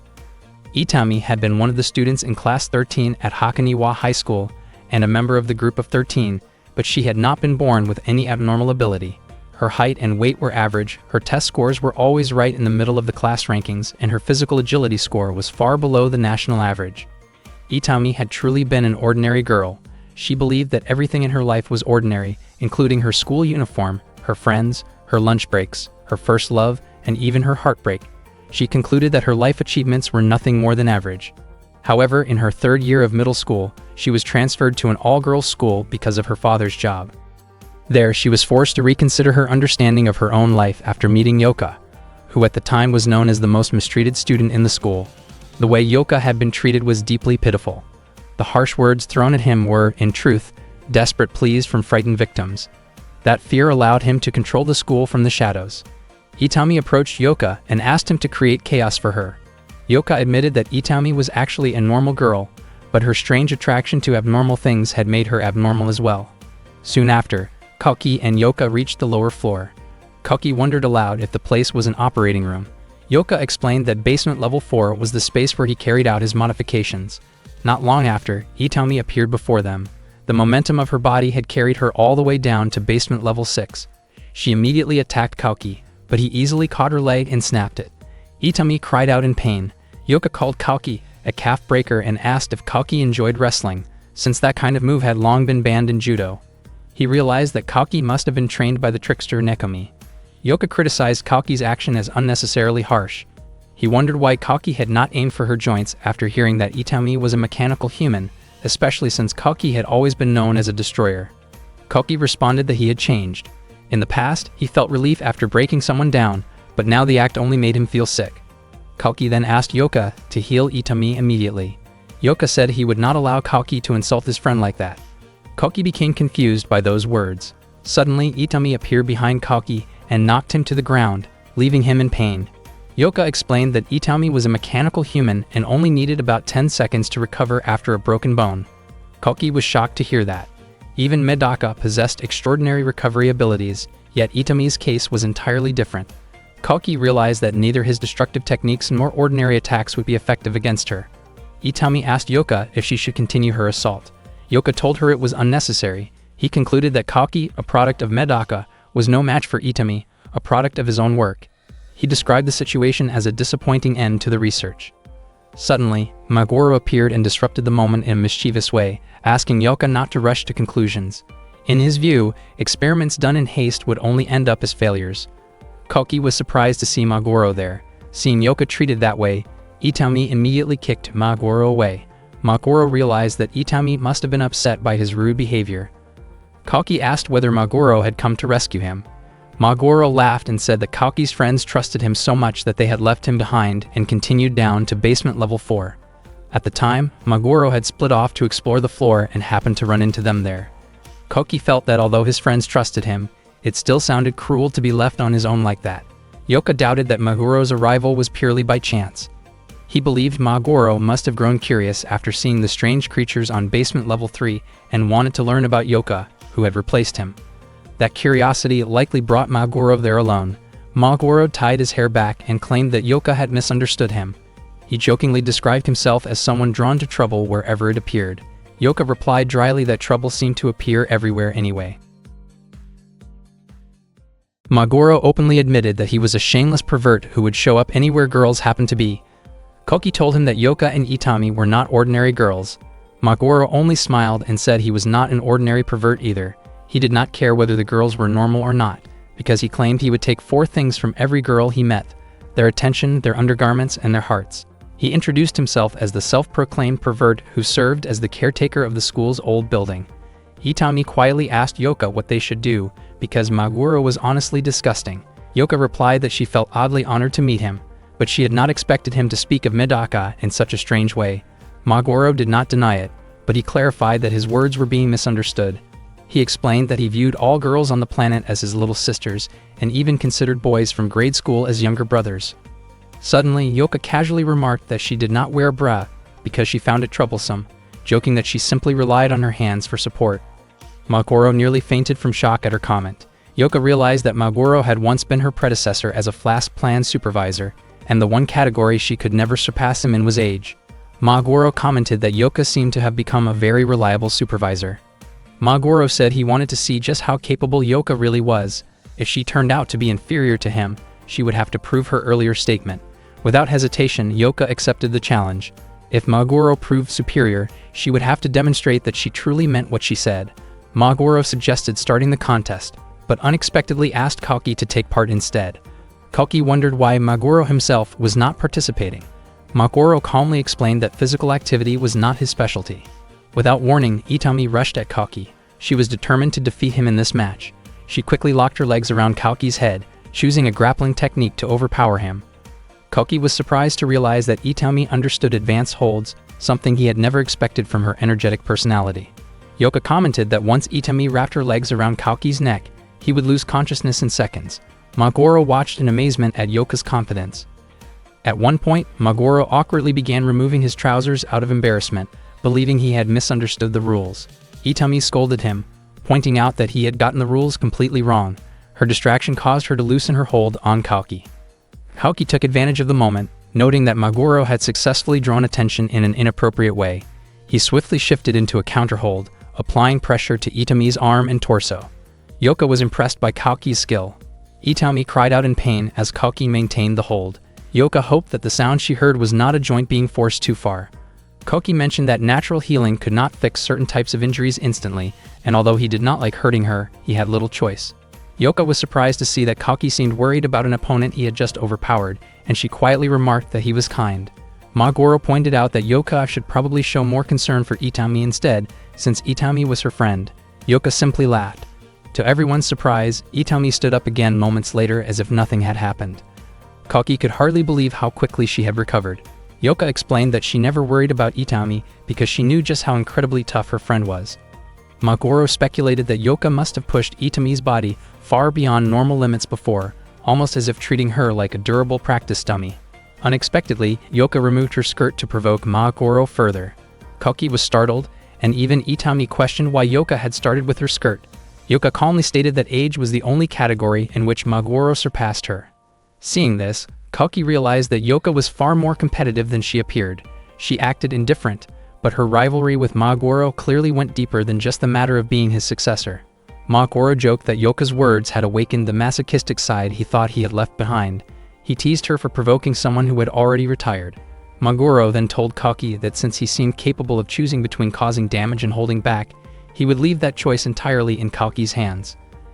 At that moment, Yoka immediately ordered Itami to attack Koki again. Itami rushed forward and shoved him. Koki was confident he would not lose, but he was surprised by how strong and resilient Itami's limbs were and how quickly she recovered each time. Koki found Maguro's earlier advice confusing. He was also distracted by Itami's loud reactions whenever he forced her into another hold. He realized that, as someone with unusual physical traits, Itami should have been able to ignore pain signals if she wanted to. Pain existed as a warning system for living organisms, but for someone with such rapid recovery, it only seemed like an unnecessary distraction. Koki began to wonder if there was a reason Itami was still allowing herself to feel it. Koki then applied a 4-direction horizontal hold on Itami, a combined technique of grappling and locking known as a clamp. Itami doubted that Koki could break free using that method. Koki explained that the goal was never to overpower Itami, but to wear her down. When Itami cried out loudly, Koki became even more certain that his analysis was correct. The modifications made to Itami's body consumed energy at a much faster rate, which was why her pain receptors were left active, or possibly even heightened, to signal when her energy was running low. According to Kalki, Itami's true weakness was exhaustion. He compared her not to a Kamen Rider, but to an Ultraman, someone who could only function at peak strength for a very limited time. That was why Kalki chose to defeat her with a clamp, rather than with complex grappling and locking techniques that might allow her to endure longer. The extraordinary strength in Itami's arms and legs became useless against the four-direction horizontal hold, which was specifically designed to counter that kind of power. At that moment, Yoka realized that Itami was highly inefficient, capable of using her full strength for only about 3 minutes. That limitation was the reason Shigusa considered her weak. Yoka could not understand how Kalki managed to deduce that simply from observing Itami's broken arm. Maguro remarked that hiding a weakness from someone perceptive was always a mistake. Yoka started to remove her outer garment, but Maguro stopped her, saying that he was more interested in what was hidden behind the bandages on her face. Itami asked Yoka not to do it, and not to worry about her, because she only cared about her friend's safety. Slowly, Yoka began unwrapping the bandages from her face. She admitted that she felt happy hearing Itami speak to her at a time when everyone else avoided her. Maguro commented that it seemed as if the real match had only just begun. Everyone was stunned when they saw Yoka's face. Even Itami had never seen it before. Koki was surprised as well, remembering that Yoka had never once shown her face during 11th grade. Yoka disliked showing her face because people would stare at her, and she felt that the attention was overwhelming and embarrassing. From what she had seen before, Itami had already guessed the truth. Yoka's face was undeniably beautiful, and Itami wondered why she would hide it. Koki was surprised by how eager Maguro seemed to be for Yoka to remove the bandages. For a moment, Yoka reminded Koki of someone else. Maguro then looked at Yoka and calmly told her to put her skirt back on, reminding her that she should dress comfortably. Yoka was confused, since Maguro had been the one encouraging her to remove it earlier. She remarked that if Maguro wanted her to put it back on, then he should also fix his own clothing. Koki was surprised that Maguro actually listened to Yoka's words, as he had expected Maguro to continue provoking her. Koki became convinced that there was something unusual about Yoka's face. Yoka wondered why Maguro had stepped back. She suspected that he might be the type of person who felt dissatisfied after winning a game, someone who cared more about the process than the outcome. She then asked Koki to release Itami. Yoka admitted her defeat and offered to hand over the data for the flask plan. Koki immediately let Itami go, and Itami quickly apologized to Yoka. Yoka did not hold it against her. Yoka then asked Koki and Maguro to find their friends and move to the next floor. Maguro suspected that Yoka was about to run away and hinted that he knew her real name. Yoka was visibly startled by that remark. Meanwhile, on the 4th floor, Medaka, Mokana, and Zankichi were looking around the room. Medaka wondered where Maguro was at that moment. When Mokana asked about Yoka, Maguro's expression suddenly turned pale. Medaka knew that Yoka had once been in 11th grade before suddenly transferring to 13th grade. Mokana suspected that unusual people like Yoka might be involved in the flask plan. Medaka admitted that she did not know much about Yoka, but she felt that her older brother's ideas often seemed unreasonable. Mokana believed that it could not be easy for Medaka to have an overprotective older brother like Maguro. Momomichi and Satsu were like older brothers to Mokana, but they were not as extreme as Maguro. Medaka acknowledged that Maguro could indeed be troublesome, as he poured all his affection into his 2 younger sisters. The Kurakami family was known as one of the most powerful families in Japan, and its children were well known. Medaka had shown signs of brilliance from a young age. Maguro was widely recognized for his intense devotion to his younger sister. However, not many people knew about the second child of the Kurakami family, Kujira, who at that time went by the name Yoka. It was not because she lacked remarkable traits like Maguro and Medaka. In fact, she diverged from them in a very different way, as shown by her experiments in studying the human body. In the field of biology, Yoka even surpassed Medaka. Zankichi himself did not know much about Yoka because she chose to avoid contact with other people. She never attended school and rarely left the house. She spent most of her time sitting at her desk. Yoka's most unusual trait was her level of self-control. She deliberately distanced herself from anything enjoyable and from anything that could bring happiness into her life. For Yoka, having fun meant taking it easy, feeling happy meant doing nothing, and laughing also meant doing nothing. She kept her food intake to the bare minimum and drank only plain water. She did not play games because all her time was spent studying, and she slept only 3 hours a day. Yoka's lifestyle went far beyond simple frugality and turned into a form of self-denial. Her favorite saying was that the greatest things only come from hell, and she followed that belief like a personal creed. To her, being born with wealth, talent, and privilege had no value at all, because she felt that her own good fortune had only brought harm to herself. Yuka believed that nothing meaningful could come from happiness. She thought that in order to live properly, she had to make her life more painful and experience something like hell. In her view, her luck and talent would only end up eating away at her soul. Medaka respected Yuka for her endurance, while Maguro loved both of his younger sisters equally. However, Yuka felt that their love was unnecessary.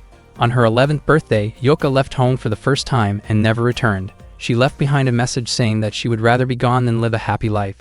It had been 6 years since Maguro last saw his younger sister. He explained that Medaka chose to respect Yuka's wishes, but he himself searched everywhere for her. During that time, Maguro came to understand his own abnormality and eventually joined the Kurokami group. He shared that he came to Hakoniwa Academy and took part in the Flask Plan project because he hoped it would help him find Yuka. To him, the laboratory was the best source of information about people with abnormal abilities.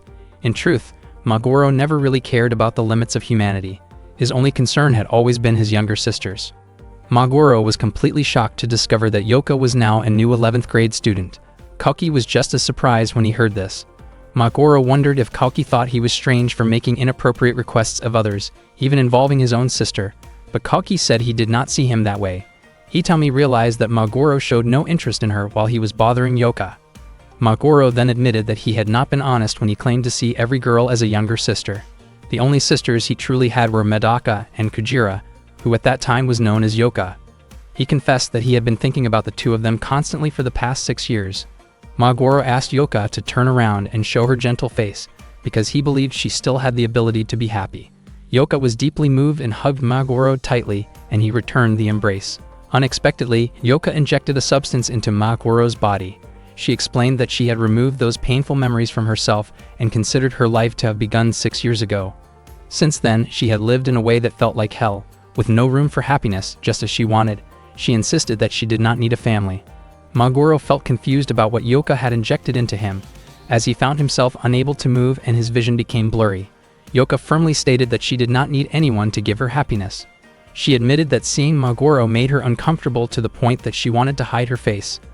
Koki asked what Yuka had injected into Maguro, but she refused to answer. Yuka claimed that removing Maguro from her life would only make her even more unhappy, and from that state she believed she could create even greater abnormal individuals. However, she changed her mind and decided to continue with the Flask Plan.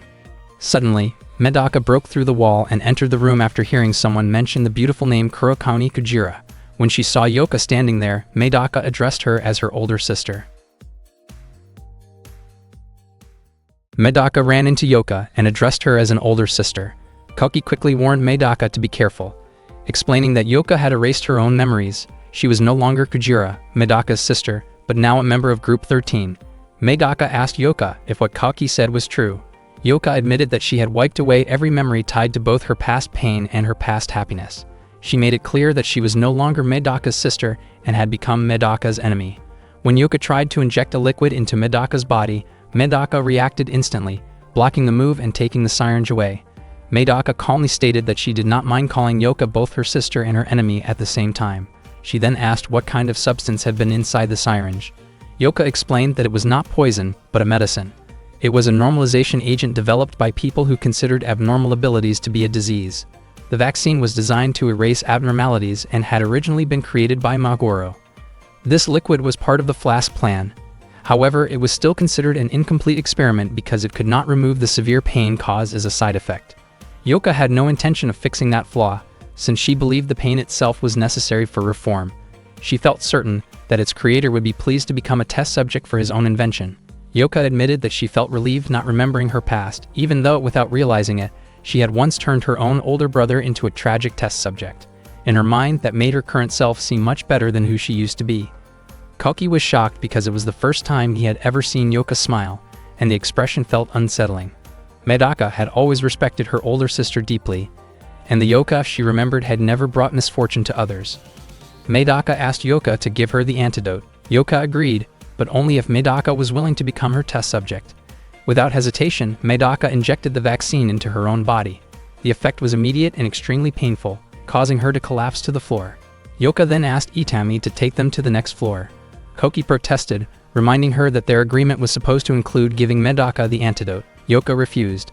Koki urged Itami to stop Yoka's reckless behavior if she truly considered herself Yoka's friend. Itami did consider Yoka a friend, but in her view, friendship meant more than sharing fun moments. A true friend also shared suffering. Even though Itami was clearly uneasy with Yoka's actions, she remained by her side. She moved toward Koki aggressively, but Medaka blocked her. Medaka stood up again and explained that the normalization liquid was working quickly. Her body felt heavier and her thoughts slower, which meant the experiment could be considered a success. Yoka was confused about how Medaka could still move normally. Medaka explained that she simply needed to keep moving normally because she was no longer abnormal. She pushed Itami away with her hand, sending her backward. Medaka added that she had been trained differently.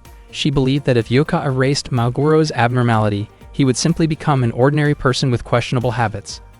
Medaka was not bothered by the possibility of losing her own abnormality, even though it hurt.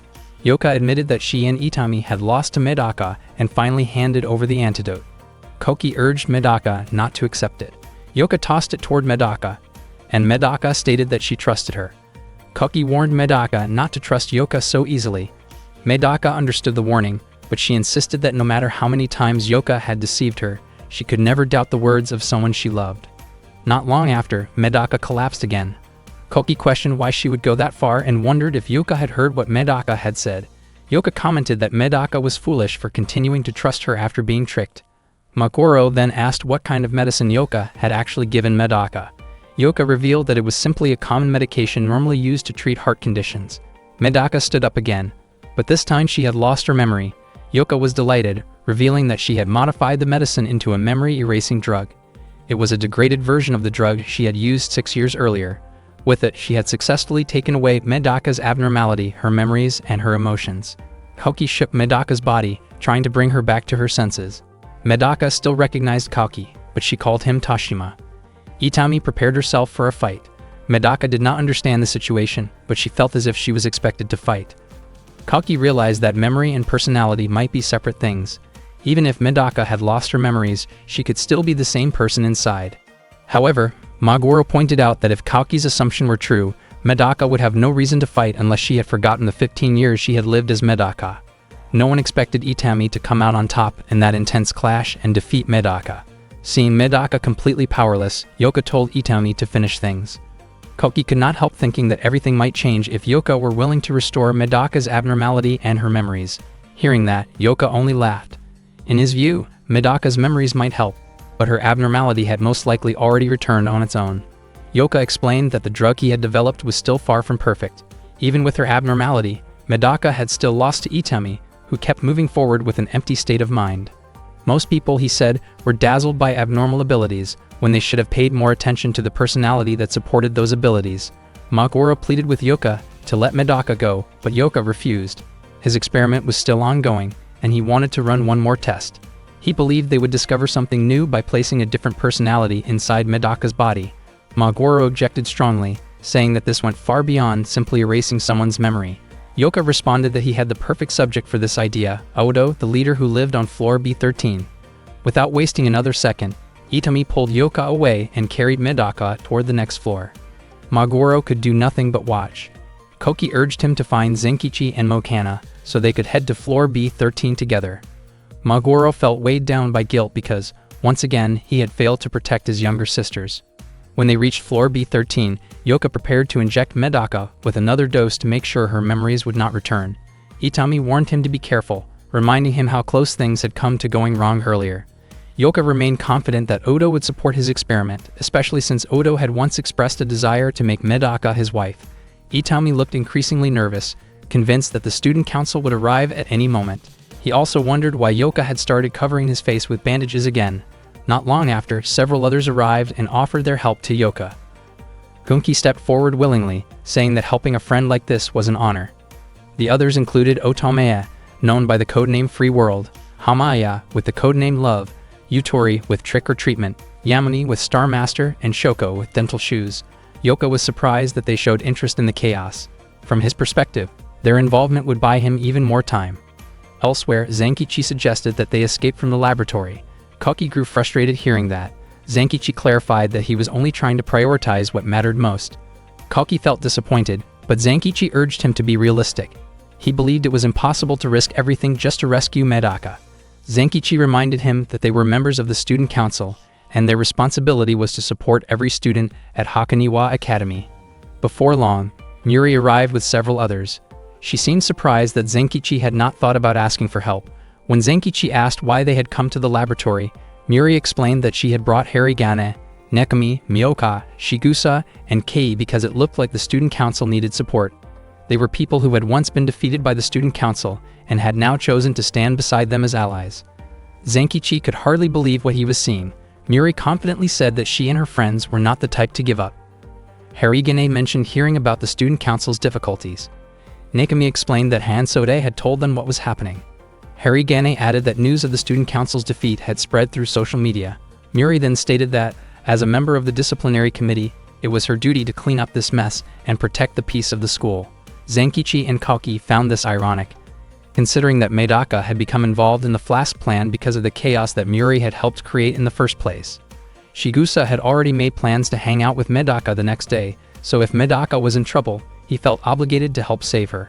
Kei promised to contribute however he could. Mokana could not understand how they had switched sides so quickly. Myoga continued speaking in strings of numbers, but everyone assumed he meant well. At one point, Muri told Myoha to stop making awkward comments. Zenkichi quietly noted that the most unpredictable people there might end up being the ones to fight, especially since nearly everyone present was already injured. Muri laughed and said that if Zenkichi was trying to avoid getting hurt, then he should step aside. She declared that she was more than willing to take his place in destroying the Flask plan and rescuing Medaka. Zenkichi never meant it that way. He was only worried that Muri would end up hurting herself even more. Muri felt confused, thinking Zenkichi should not have to worry about them at all.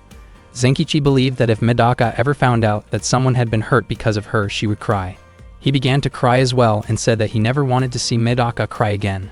Suddenly, Nekami informed them that there was an elevator on the first floor that went straight down to B13, so they would not have to waste much time getting there. Meanwhile, on B13, Medaka, completely powerless, stood in front of Udo. Udo finally understood that it was Medaka's personality that made her abnormal. Yoka had told Mizo that Medaka became truly weak when her heart was empty. The real question then was what would happen if a different kind of heart were placed inside her. Udo planned to give Medaka a cruel heart as an engagement gift for his future wife. Mizo immediately left to carry out his task. Udo reminded him to make sure Yoka would not see his face. Mizo explained that the bandages on Yoka's face were meant to hide, while the mask on his own face was meant to deceive. Back at the elevator, Zenkichi and the others were waiting, only to realize that their enemies were already inside it. Hunki had anticipated this. He was certain that someone who relied on trickery would choose the elevator that went directly to B13. Gunki questioned Kei and Shigusa about why they had betrayed them. It turned out that the two of them had never really considered themselves part of the Group 13 alliance. Muri asked Zenkichi to go to B13 using the stairs. Zenkichi refused because he did not want to leave the others behind. Muri insisted that this was no longer about the Flask plan. At that moment, their goal was simply to survive. She admitted, even though she hated to say it, that they truly needed Medaka to get through this. Zenkichi had to go and bring Medaka back.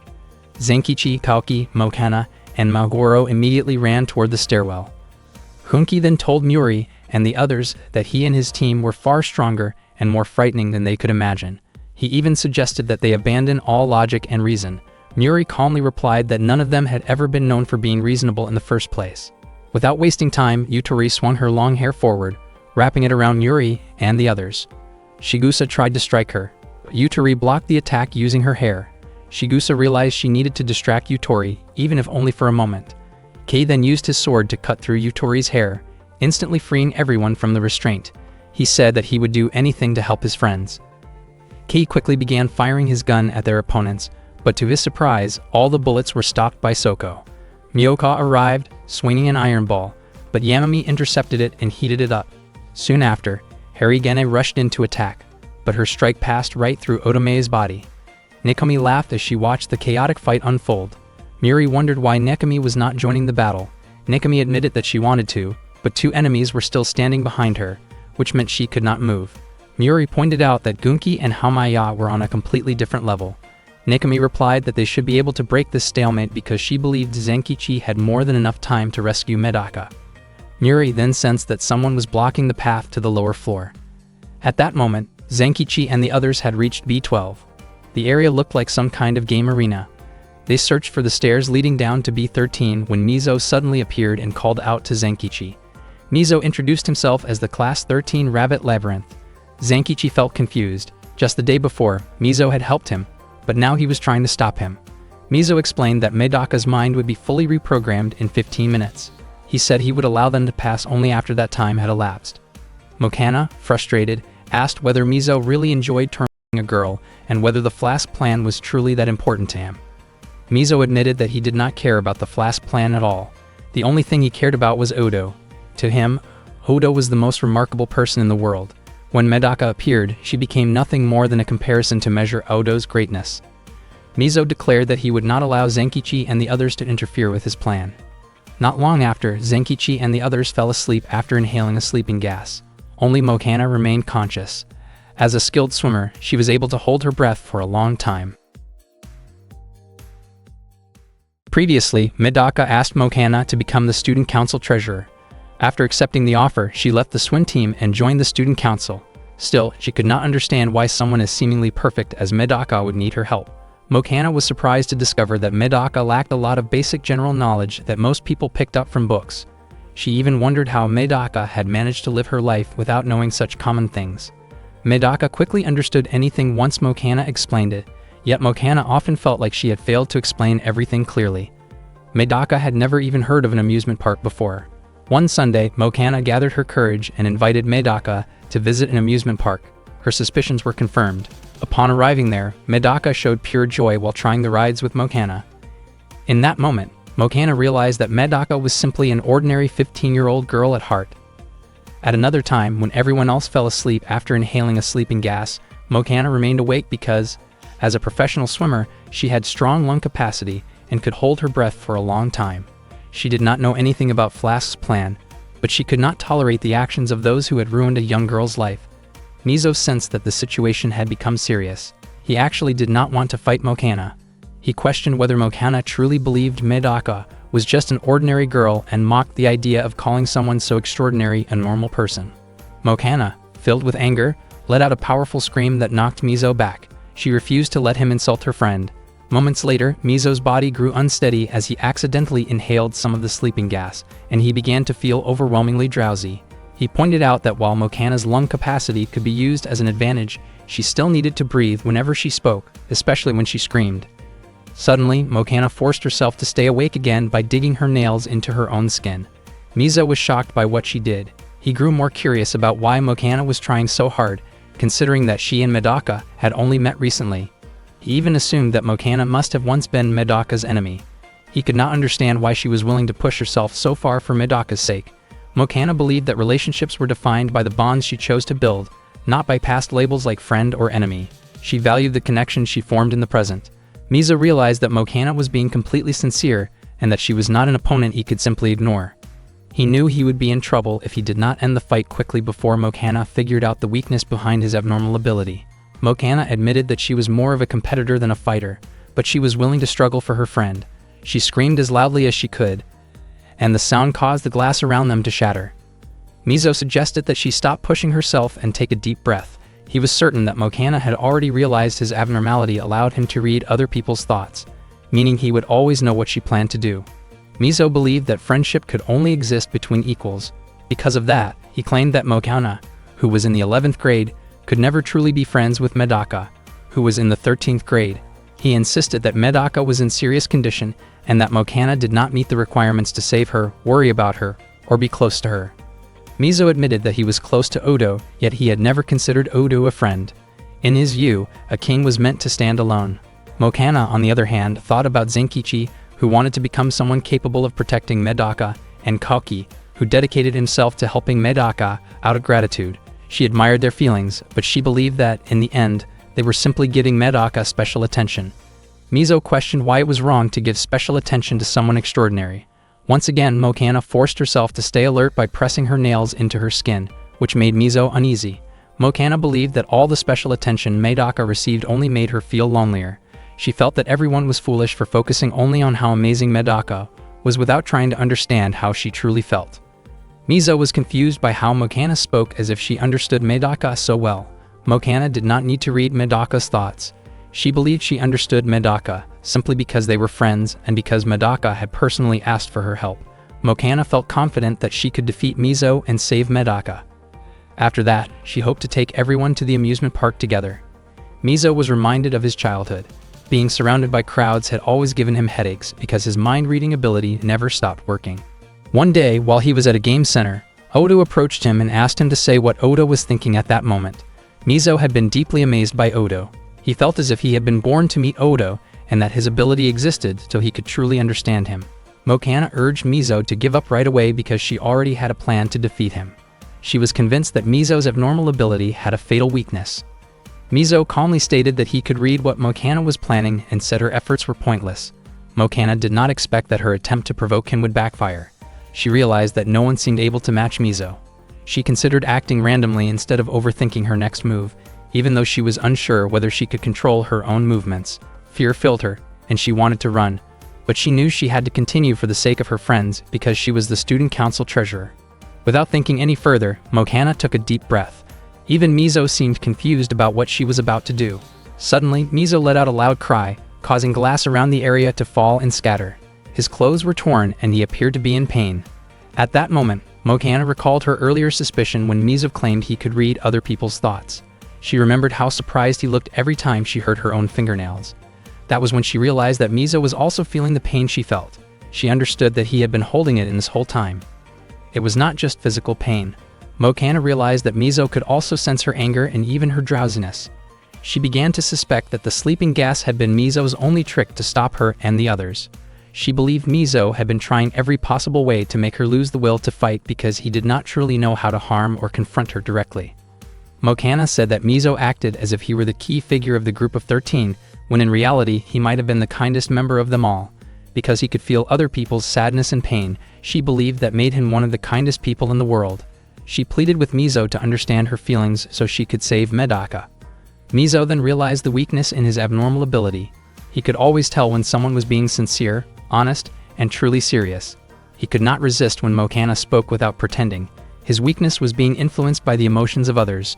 Just as he was about to accept Mokana's outstretched hand, Odo suddenly arrived and stopped him. Odo questioned why Mizo allowed himself to be swayed by Mokana.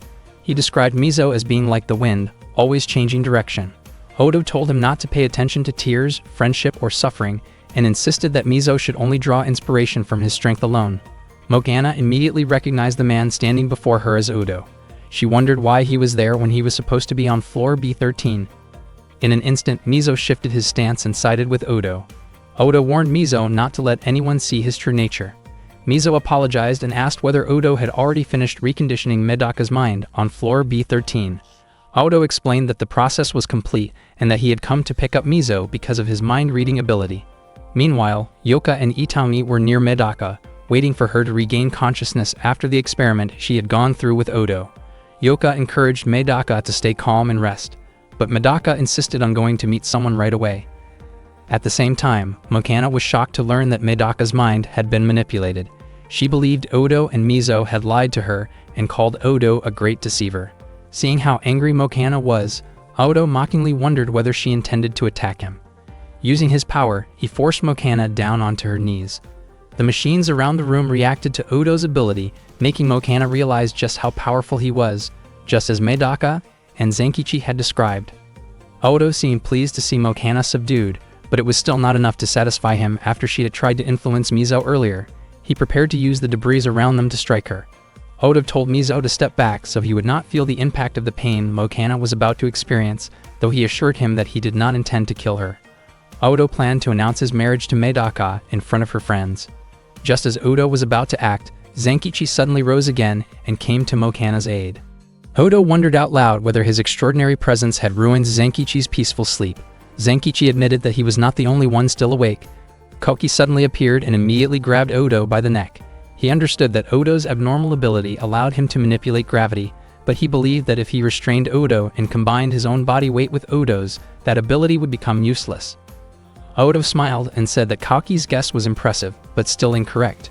With ease, he used his power to push Koki away. It became clear that Odo's abilities included hypnosis, telekinesis, and gravity manipulation. He was confident that no one could surpass his abnormality. Zenkichi, however, believed that he could defeat Odo, and would not fall as easily as Mokana and Kalki had. Not long after, Odo forced Zenkichi's hands to tighten around Mokana's neck. Zenkichi did not even realize when the muscles in his body began moving on their own. Mokana was confused as well, unable to break free from Zenkichi's grip.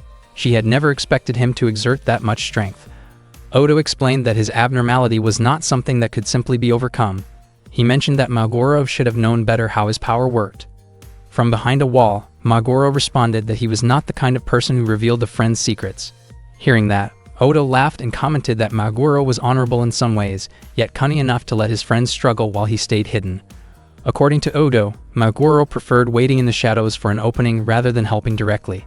He wondered why Maguro did not simply explain his abnormality to the others.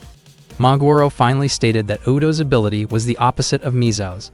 If Mizo's power allowed him to read minds, then Odo's allowed him to control them. Zenkichi and the others were shocked to hear this. Odo explained that his power released EMP-like waves that stimulated motor nerves. Mizo's abnormality allowed him to receive, while Odo's allowed him to send. That was why Odo could manipulate both people and machines. He claimed to be the ultimate ruler, saying that other people's bodies would obey his commands more than their own will. Zenkichi struggled desperately to pull his hands away from Mokana. He did not care who Odo was, but in his view, Odo had no right to tamper with Medaka's mind. Odo was surprised that Zenkichi managed to break free from his control, while his attention was momentarily distracted. Odo asked if Zenkichi was upset because he had altered Medaka's mind. Zenkichi admitted that he was. It was not only about Medaka, but also about the belief that no human had the right to control another person's mind. He questioned whether Odo enjoyed having people completely under his command. In Zenkichi's eyes, if Medaka's mind were changed, then she would no longer be Medaka. Odo seemed impressed by Zenkichi's thoughts and remarked that Zenkichi might not be so different from him. He wondered whether Zenkichi had ever hoped that Medaka would change herself. He questioned whether Zenkichi ever felt that Medaka wasted time fighting Shikusa, or when she cried during her fight with Kei, or when she fell for Yoka's trick. Odo pushed further, asking if Zenkichi had ever wished that Medaka would stop acting so rigidly idealistic and instead become a more ordinary girl. Zenkichi admitted that Medaka often treated him and their friends with overwhelming concern. He had hoped she would ease up on that, but that did not mean he would allow Odo to interfere with her mind.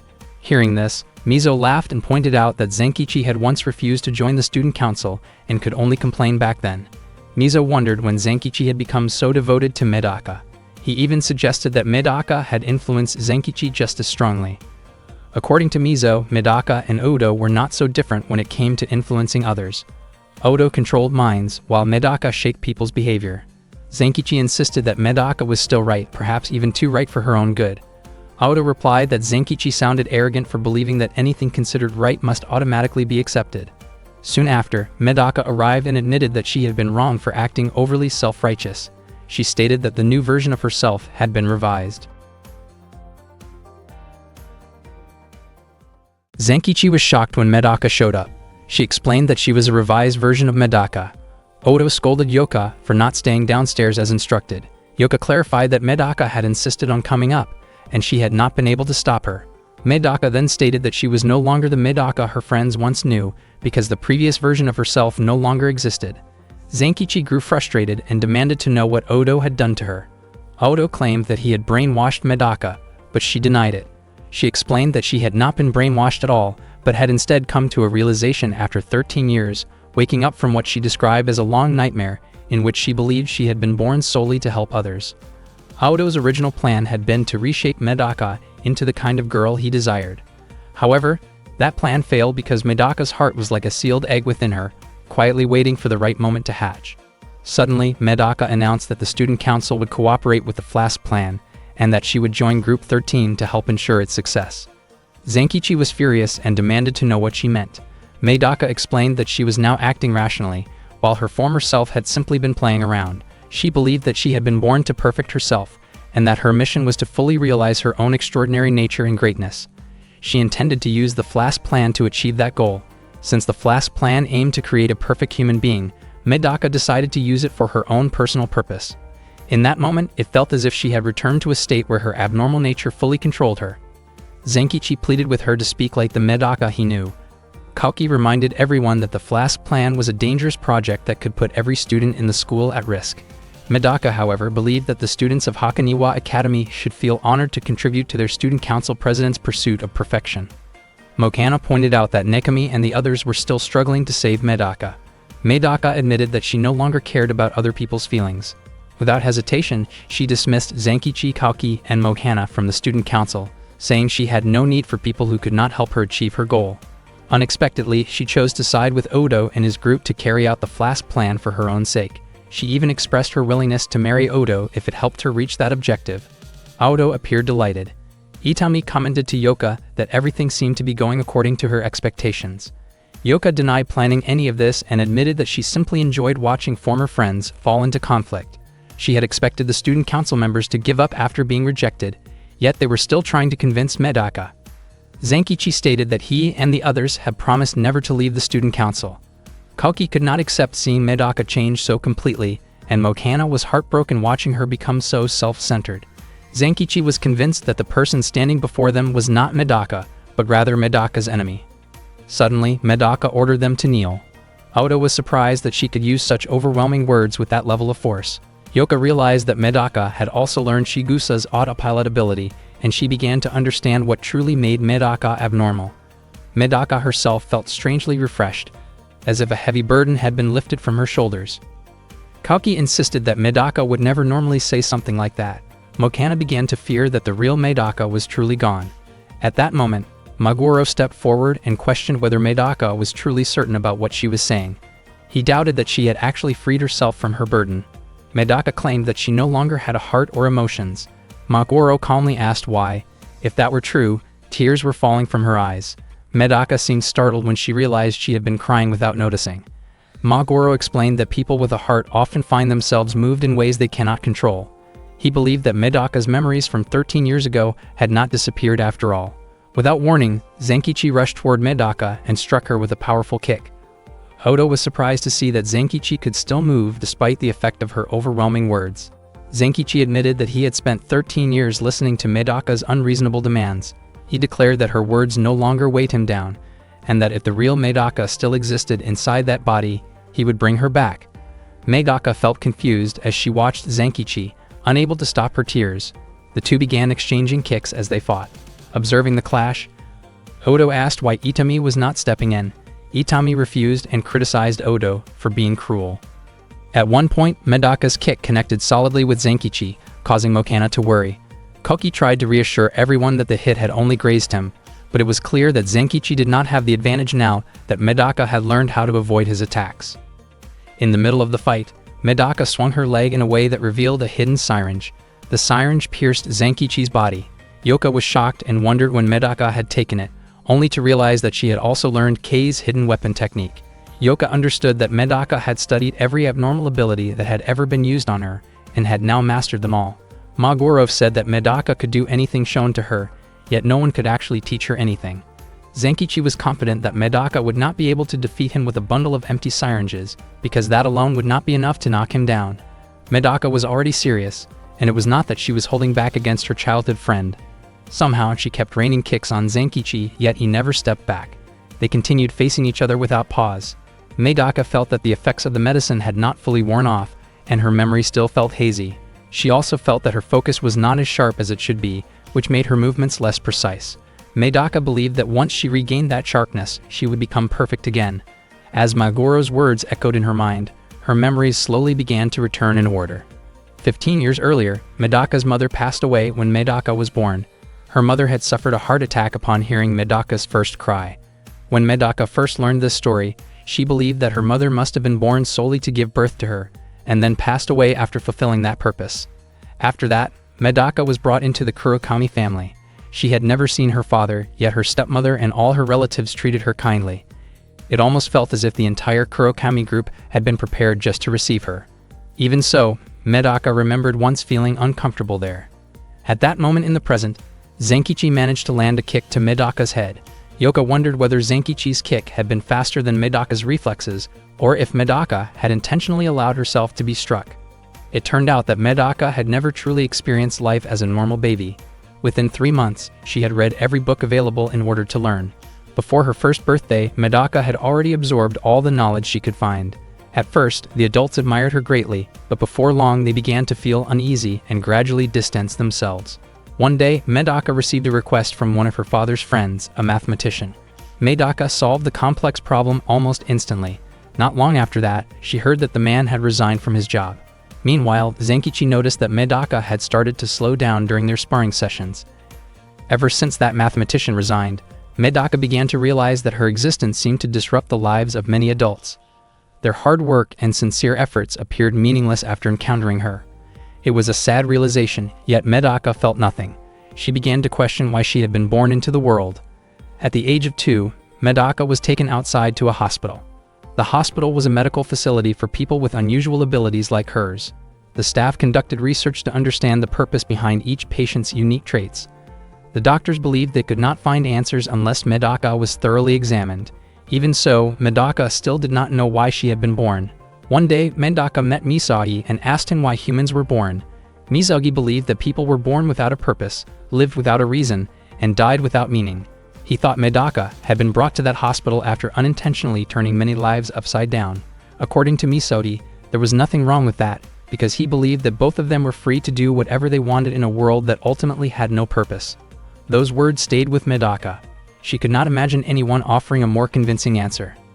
Medaka eventually convinced herself that her mother's passing and the adult struggles were not her fault. Thinking that way brought her a sense of calm, as if a heavy weight had been lifted from her chest. She grew tired of the endless tests and decided to leave the waiting room.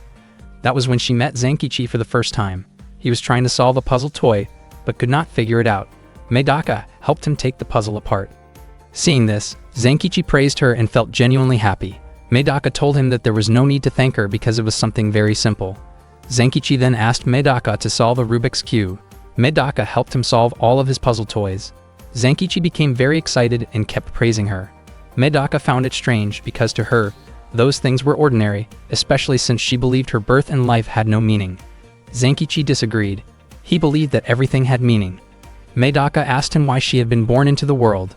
Zenkichi said that even though they had just met, Medaka had already made him very happy. From his perspective, Medaka had been born to make everyone happy. Hearing those words deeply moved Medaka. At that moment, Zenkichi ended the fight, feeling frustrated about why Medaka had not tried to dodge his kick. Medaka explained that Zenkichi had no reason to attack her, so she had no reason to avoid it. Tears continued to stream down her face as she assumed Zenkichi had forgotten that it was his words that shaped who she had become. He was the one who gave meaning to her life and helped her discover herself. Those words were no longer just a memory to Medaka. They had become a part of her. Suddenly, Medaka lost control of her emotions and struck Zenkichi. She felt upset because remembering the past changed nothing. Although her past remained a beautiful memory, she had changed because she believed she had been born to constantly improve herself. The impact of her blow sent Zenkichi collapsing to the ground injured. Medaka said that she no longer needed the purpose Zenkichi had given her 13 years ago. Odo could not understand what Medaka meant, but it seemed that Magoro's plan had failed. Magoro realized that the brainwashing ability used by Odo was stronger than he had predicted. Odo wondered why Magoro did not simply return to the original Flask plan. Magoro admitted that the idea did not sound bad, but after losing both of his younger sisters, he no longer cared if the world had to be destroyed as a result. At that moment, Medaka apologized to Zenkichi, saying that she had to end his life. She tightened her grip around his neck, convinced that the only way to stop her tears was by removing him from her life. She believed that without Zenkichi, she would be one step closer to reaching her version of perfection. Zenkichi accepted his fate, saying that he could no longer bear to witness what was happening, and did not resist. Still crying, Medaka asked whether Zenkichi remembered what he had said to her 13 years ago. Zenkichi admitted that he did not fully understand what she was referring to because so much time had passed. However, he remembered telling Medaka that she had been born to bring happiness to everyone. Medaka was surprised that he still remembered. Zenkichi said that from the moment he met her, he had believed those words would come true, and that belief had never changed. Hearing this, Medaka suddenly felt intense pain in her head. She screamed as if struggling against something inside her mind. A powerful surge of energy radiated from her, as though she was trying to undo the brainwashing affecting her. Odo was shocked, realizing that Medaka was capable of using the same mental influence. Yoka commented that brainwashing was an extremely complex process, and if someone tried to reverse it forcefully, nothing might remain. Seeing Medaka in such distress, Zenkichi apologized. He said that if his words were causing her pain, then he did not want her to force herself to remember them. He wondered why, even after being brainwashed, Medaka had still not truly changed. Zenkichi asked her not to hurt herself, not to suffer, and not to cry just to make other people happy. He held Medaka tightly and told her that if she wanted to make others happy, she first needed to find happiness for herself. Suddenly, Medaka stepped back from Zenkichi's embrace and stated that she was not the revised version of Medaka anymore. Mokana and Kaki looked relieved, realizing that Medaka had finally returned to herself. Seeing this, Zenkichi asked what Medaka believed she had been born to do. Medaka answered firmly that she had been born to help others and to make everyone happy alongside her. Yoka realized that Medaka had also absorbed Mizo's abnormal sense of empathy. She commented that humans seemed to constantly influence each other's minds, and that it was not surprising. Maguro responded that if Yoka kept thinking that way, her life would feel miserable, while Medaka was fortunate to have Zenkichi by her side. Odo remarked that the bond between Zenkichi and Medaka was truly fascinating. He then invited Medaka to return, and Medaka declared that she was ready to put an end to the Flask plan. In an effort to stop the Flask plan, Medaka and her friends went through a series of intense confrontations. Medaka first faced Shigusa in battle. During another clash, Zenkichi was pushed to the brink while going up against Kei. Medaka also met her older sister for the first time in 6 years, and at one point Odo nearly manipulated her mind. Medaka made it clear that destroying the Flask plan was her mission. Hearing this, Odo invited her to settle everything on the lowest floor of the facility. Yoka then tossed a knife beside Mahuro and urged him to join them. Together, they all headed downstairs. On the way, Yoka remarked that Itami had already struck Medaka and Zenkichi had kicked her as well, so Medaka should have been badly hurt. Yoka offered her a special herbal remedy. Medaka politely refused. Yoka laughed and wondered if Medaka had stopped trusting everyone. Medaka calmly replied that someday she and Yoka would make peace. When they reached the lowest floor, Medaka described the room as something resembling a military intelligence facility. The place felt extremely cold. Without air conditioning, they would have overheated within 5 minutes because there were 131,310 devices running non-stop 24 hours a day, all year long. These machines were used to analyze abnormals. Managing that many systems required someone like Odo. Mizo suddenly removed his mask and revealed that Odo had been running the Flask plan alone. If they could stop him, the plan would come to an end. Odo asked whether Medaka was not impressed by what she was seeing. He explained that this was the Flask plan, and that in their country alone, over 100,000 people had devoted their lives to the project. He questioned whether Medaka truly wanted to make everyone happy. He asked her to imagine a world where humans had no worries, no need for advice, and where everyone could become perfect if the noble goals of the Flask plan were realized. Medaka disagreed, pointing out that Odo intended to use the students of Hakoniwa as test subjects. Odo offered Medaka one last chance. He said he would not insist that she become his wife, but he wanted her to cooperate with the Flask plan. If she did not want anyone to suffer, she could use her brilliant mind to prevent harm while helping the project succeed. According to Odo, that would make everyone happy. Medaka admitted that the offer sounded tempting, but she still refused. Creating perfect humans in her view was impossible. She felt that Odo was even more idealistic than she had ever been. Part of her even envied his ambition, especially if he truly believed he could create or become a perfect human. Still, she believed that humans could never be perfect without their imperfections. As the president of the student council, Medaka wanted students to chase their dreams, but Odo's dream felt like a nightmare. Hearing this, Itami grew very emotional. From Itami's perspective, Medaka's rejection of the Flask plan was also a rejection of her as a robotic human. Odo reminded Itami that she was not strong enough to defeat Medaka. Itami was confused by that statement, since she had already beaten Medaka once, and Odo's own abnormal ability was not suited for combat. Odo brushed this off, claiming that he was extraordinary and possessed a secret technique. He pressed his hand against Itami's body, shocking everyone. Odo explained that he could send an electromagnetic pulse directly to the heart. Through this continuous interference, he could take someone's abnormal ability. This action was known as Yukahashi, and it was Odo's second special skill. Odo claimed that while Medaka could copy at least 20% of someone's abnormal ability, he could take it entirely. He then used Itami's ability to strike Medaka. Odo stated that he had always believed Itami's abnormal power was meant for him. He also claimed that he had just proven Yoka's theory about controlling abnormal personalities. Yoka was devastated seeing Itami's powerless body. She begged Itami to open her eyes. In tears, Yoka apologized to Maguro for once saying that she only wanted unhappiness. She promised to make up for it, by doing anything Maguro asked. She pleaded with Maguro to heal Itami, explaining that Itami was a friend who mattered more to her than any rule. Odo mocked Yoka for begging help from an enemy. He remarked that only Mizo was worthy of standing beside him. But at that moment Mizo was lying on the ground, overwhelmed by the pain Itami had felt when Odo attacked her heart. Odo then told Medaka to get up, fight him, lose, and die, because he could take Medaka's abnormal ability with his secret technique and move one step closer to perfection. Medaka asked whether Odo truly considered himself human. Odo confirmed that he was. Medaka then shifted into her combat mode and drove her elbow into Odo's stomach. She stated that when facing Odo, she preferred to turn herself into a monster. Odo lived alone on the streets for 7 years, from the age of 6 to 12.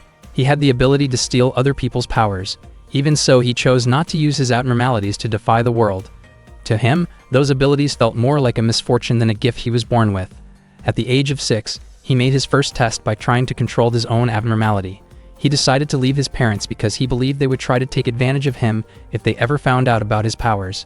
He felt deep sadness when he left home, but his conscience would not allow him to manipulate his parents' minds. He dreamed of using his powers someday to guide the world toward peace and happiness. During the 7 years before he was finally found, he used his ability only to understand it better. He never experimented on anyone else and refused to sacrifice others for his own growth. Through intense mental training and visualization, Odo continued to develop himself. The speech he had prepared in his mind was meant to encourage people to enjoy life, take care of their friends and family, and seek happiness. However, when the moment came, the words that left his mouth were an order for everyone to kneel. No one knew what Odo would do in the 3 years before he eventually arrived at Hakoniwa Academy. At the same time, Medaka took on a different form and admitted that she preferred herself as a monster. She tried to use her ability to command Odo, but he refused to obey her because he saw himself as a king. The two of them clashed fiercely, using the full extent of their abilities. Meanwhile, Maguro was checking on Itami's condition.